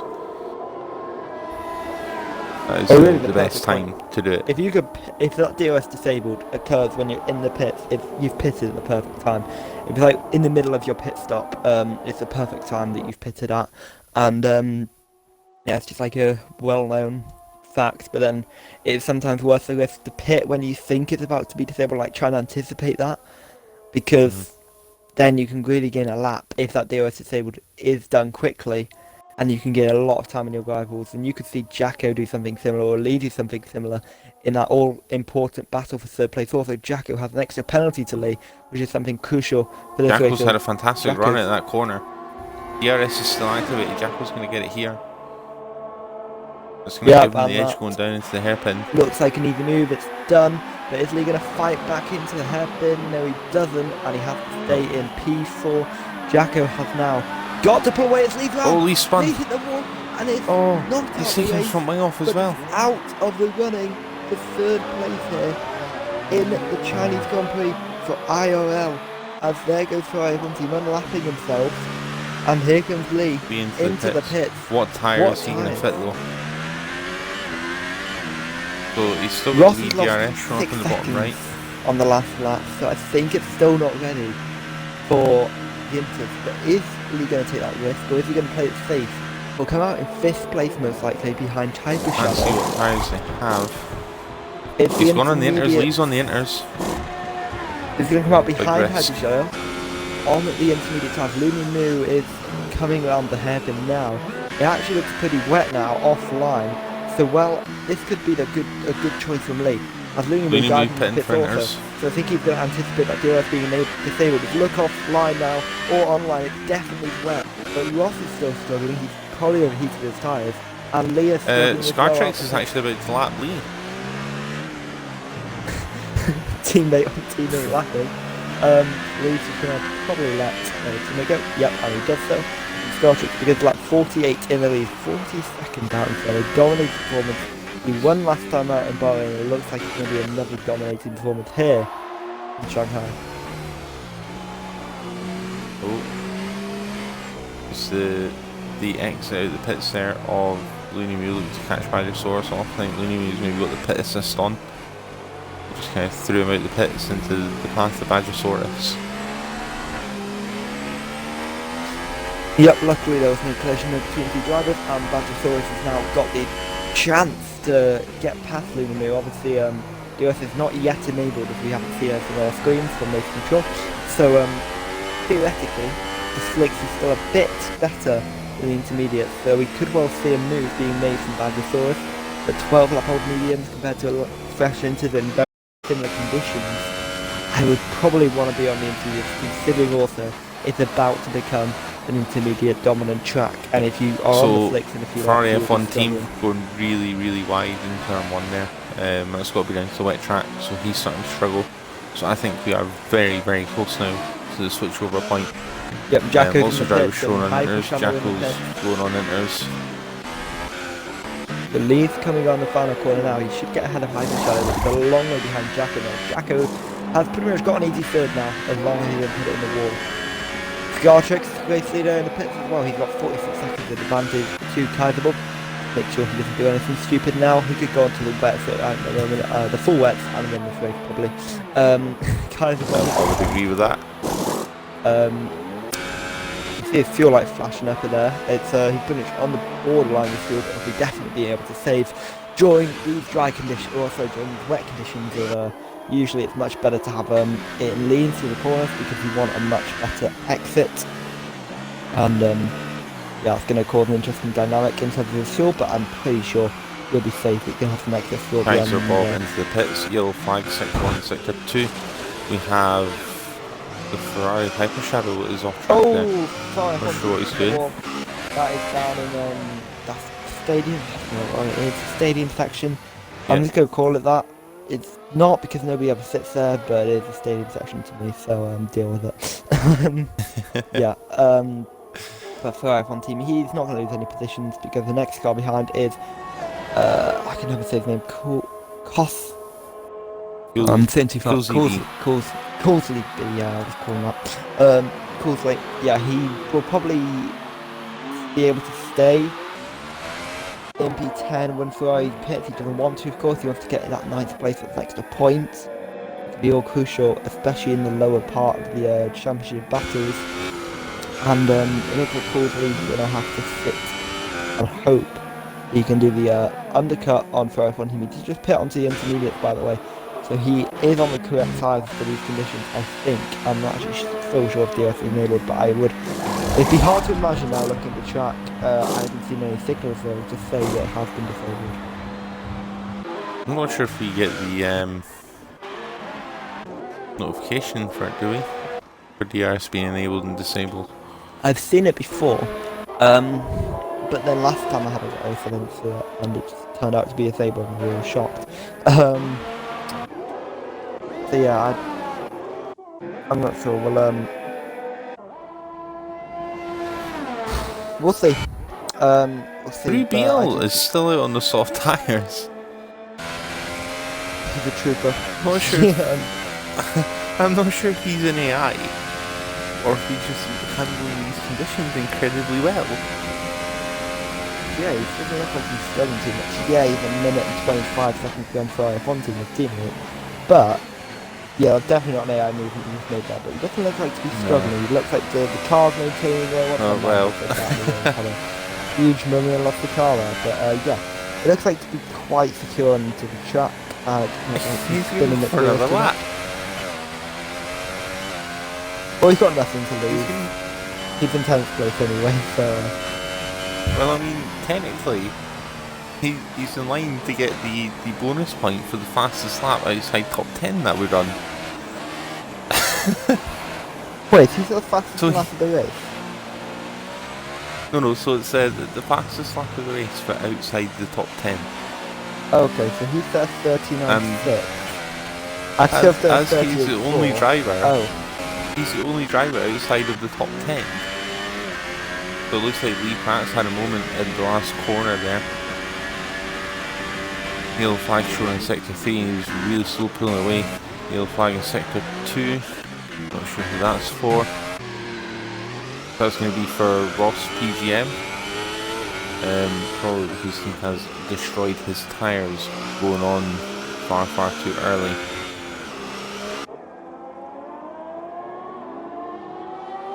He's going again. Yellow flag in sector 2. Who is that for? It's got to be for the slow moving Force India of 3BL. Yeah, but could well be. He's letting quite a few balls through. He's got quite a lot of traffic lapping in at the moment. He has obviously lapped. He hasn't been on the pace of the front guys all day, and he is getting lapped. And whether that's due to tyres or whether it's just due to his pace, but he's definitely struggling now. You can see that these are definitely the right tyres for these conditions, but he's got nothing to lose, so we might as well just finish the race on these tyres. He's fighting that car like mad there in the corners. It's unfortunate that we made the mistake because we were in for a good battle there for 3rd place. Which we're now not going to get. Yeah, Ross is into the pits again, and he has gone on to another set of the intermediate. So what has he done to his tyres to do that? He's going to come out in a safe 8th place. So there's no struggle there, but I think he came in because he overheated his tyres during the dry conditions. And now have to go in again. I'm not sure for you, Morgs, but Coolsy B, his car, I'm watching him on screen right now, and he's actually shown on the Ultras. Yeah. He's handling like he's on the Ultras. He's definitely not on the Ultras. Those Ultras would not handle some of those forces. As he picks up a 3-second time penalty there for running wide on the last corner. Leany Moo coming right up behind Hyper Shadow. He's now 1.3 seconds behind, so we are going to get a battle in these closing laps. Remember, they won't get DRS assistance anymore. This is all down to driver skill and getting in the slipstream and making the move at the right time.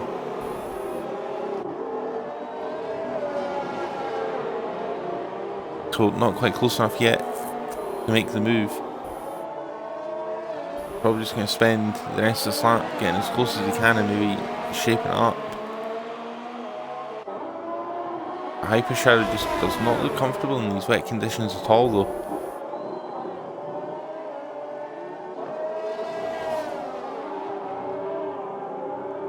They come out of the hairpin there at the end of sector 1.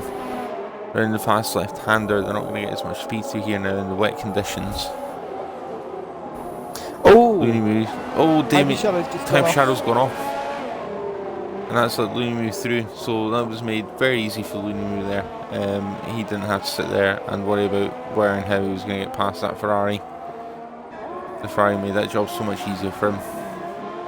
Yeah, we're still on no penalties. Let me have a look between penalties between Looney Moo and Hyper Shadow. Looney Moo has one penalty, just one penalty. Hyper Shadow has no warnings at all. Oh no. Wow. Okay. No warnings until lap 46. Now I'd like you to guess how many seconds worth of penalties he's picked up since lap 46. In 6 laps. So that's since the rain hit, isn't it? Pretty much. I mean, judging by your reaction, I'm going to go with 9 seconds worth of penalties. 13 seconds. Oh. He picked up a 10-second penalty on lap 48. He had to have a warning on lap 46 and 47 and a penalty for multiple warnings on lap 48.9, sorry. And that was a 10-second penalty. Yep. He must have gone incredibly wide off the corner then. Yellow flags in sector 1, sector 2. Where's that? Can't see anything on track. Maybe just the slow moving car. Yeah, it's a slow moving car through it again.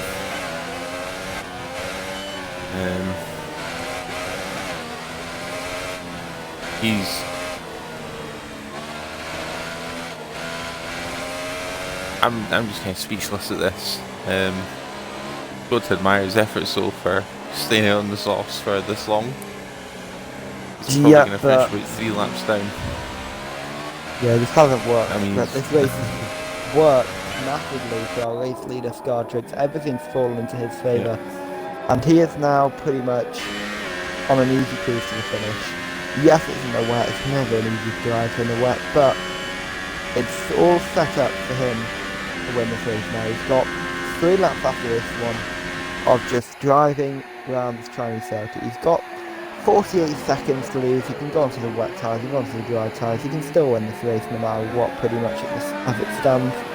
He is safe, and he's driven a brilliant race, and I mean, I can't see anybody who could be driver of the day. But I would actually disagree. I think Jacko would be a fantastic candidate for driver of the day. He's really got his head down, capitalised to the strategy, and then obviously the mistakes of Lee as well. Jacko's driven a fantastic race.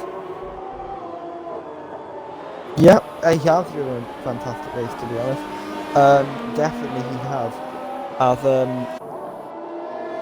he is 19 seconds ahead of Lee in the Renault car, and he is 20 seconds behind Kaiserbob, and I don't think he's usually up there. I'm not sure whether he is in this 100% league, but definitely not in a normal IRL, equal cars league. So yeah, he's driven brilliantly today, but whether he can replicate this weekend in IRL Tier 1, you're going to have to find out Sunday at 8 PM. Just a little plug for you there. It's on this channel, of course, and make sure you're there, and you'll see either Callum or Antiv Beacon, or Bradley as he's known, commentate for that, and it's going to be a brilliant race. And you can also catch Tier 2 at 7 o'clock, just an hour earlier, on F1 IRL 2. Same account name, but just with the 2 on the end. And you'll have the other one of Callum or Antiv Beacon commentating on that one. And another note, so you can also catch the rest of the world tier on Saturday night, so 6 PM CST here at twitch.tv/F1IRL, or that is midnight UK time. If you're up quite late on Saturday night and very bored, you can tune in and watch our league of Americans and Australians going at it here in China. See who can prevail there. You got like Who else is there in there? There's a couple bits in that league, isn't So there? yeah, so there's four of us. Three admins responsible for running the league. Myself, Scartrix, Lee Pratt. So Scartrix will return here on Saturday night. So will Lee. I'll get my first track time here in race conditions. And Callum G, our Tier 1, Tier 2 commentator, will also be partaking in that race, if I'm not wrong. Sorry, I zoned out there for a second, but yeah, sorry, yeah, I know what question I was, I don't know what response he gave anyway. So, four Brits are, staying up till 12 o'clock to race, and then finishing in what, like 1:30. I could not imagine doing that. I couldn't imagine commentating on that either. Um, yeah, but anyway, Scartrix now, he's on that 55, 56. He's got just a few corners to go, really. Kai's has lost a bit of time. I think he's struggling in these conditions. There's another yellow flag. Who is that for? I can't Well, it'll find be out for through Beetle, coming through. Going across the start finish line now, just moving incredibly slowly. Scartrix is coming up to lap him again, I believe. He probably will get him before the end of the race once more. It was in fact the Renault Lee Pratt that I seen coming up behind him. I don't think Scartrix is going to get his teammate though.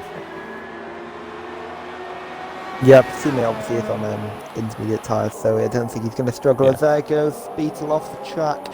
He almost comes in and trying to take down Luke Pratt, but it's all good there. And there goes Ross round the outside of him as well, and ahead of Beetle. Beetle running very, very wide. Hopefully, Scartrix doesn't catch up to him, because Scartrix does not want anything to risk this race win now. He's in a comfortable position, as he has been for most of this race, and he's just got half a lap left to negotiate in order to win this race. He's 53 seconds out in front. There's nothing he's done wrong this race, except lose the Willie off the line. But again, it was against an ultra soft fitted Axcurve who's had a torrid race today. Apparently he was spinning on purpose, but I don't believe that, except the last one. But yeah, Scartrix, he's not got long to go now, and he's driven brilliant. He's 53 seconds over Kaiserbob. Kaiserbob gave him a run for his money, but has just kind of lost his pace when he tried to make a different strategy work of pitting a little bit earlier, but then the rain came and completely ruined that strategy in the where he hasn't had the pace to even compete with Scartrix, and it looks like Scartrix is on course to take his third or second victory of the season. So it would be his second. I believe he won Australia as through Beetle goes wide off track there. So we'll focus on Scartrix there. So at the back, Cozy B has lost out 9th place to Ferrari F1 team. Now Scartrix rounds the final corner now, and he's going to cross the start finish line with an absolutely commanding lead of 55 seconds. He's gained at least a second a lap for I'd say the last 7 laps in these wet conditions. It's been an absolutely fantastic drive here from him today.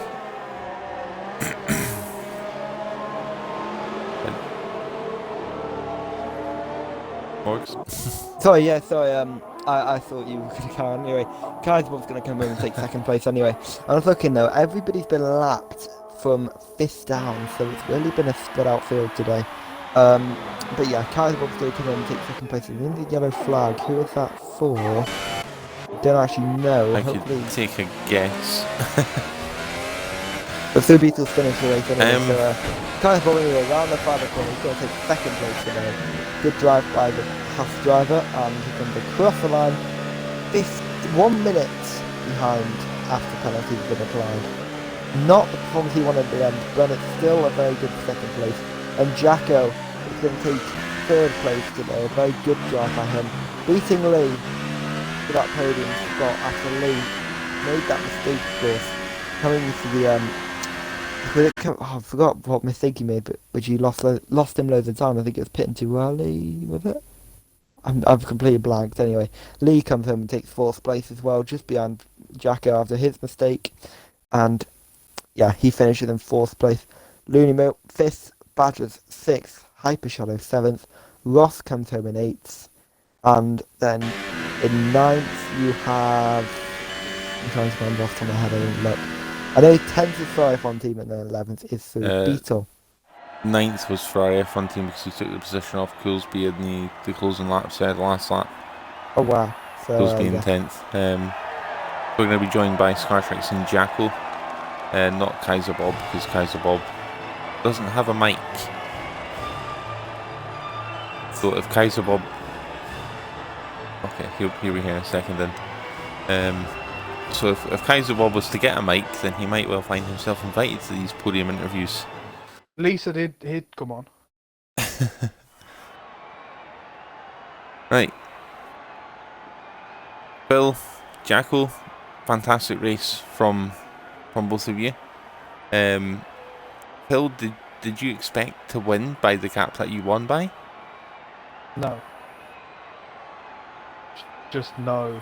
It is honestly a minute in front. That's just a bit. Yeah, that's what I'm saying.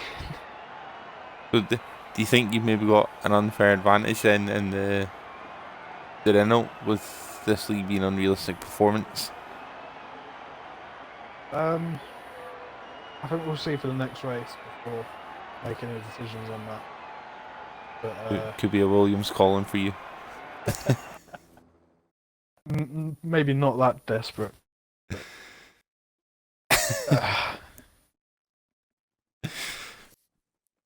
Jacko, absolutely fantastic drive from yourself today. You had a really quiet but incredibly strong race to get yourself up to the podium places. Did you think at any point with where you qualify you were going to be looking at a podium today?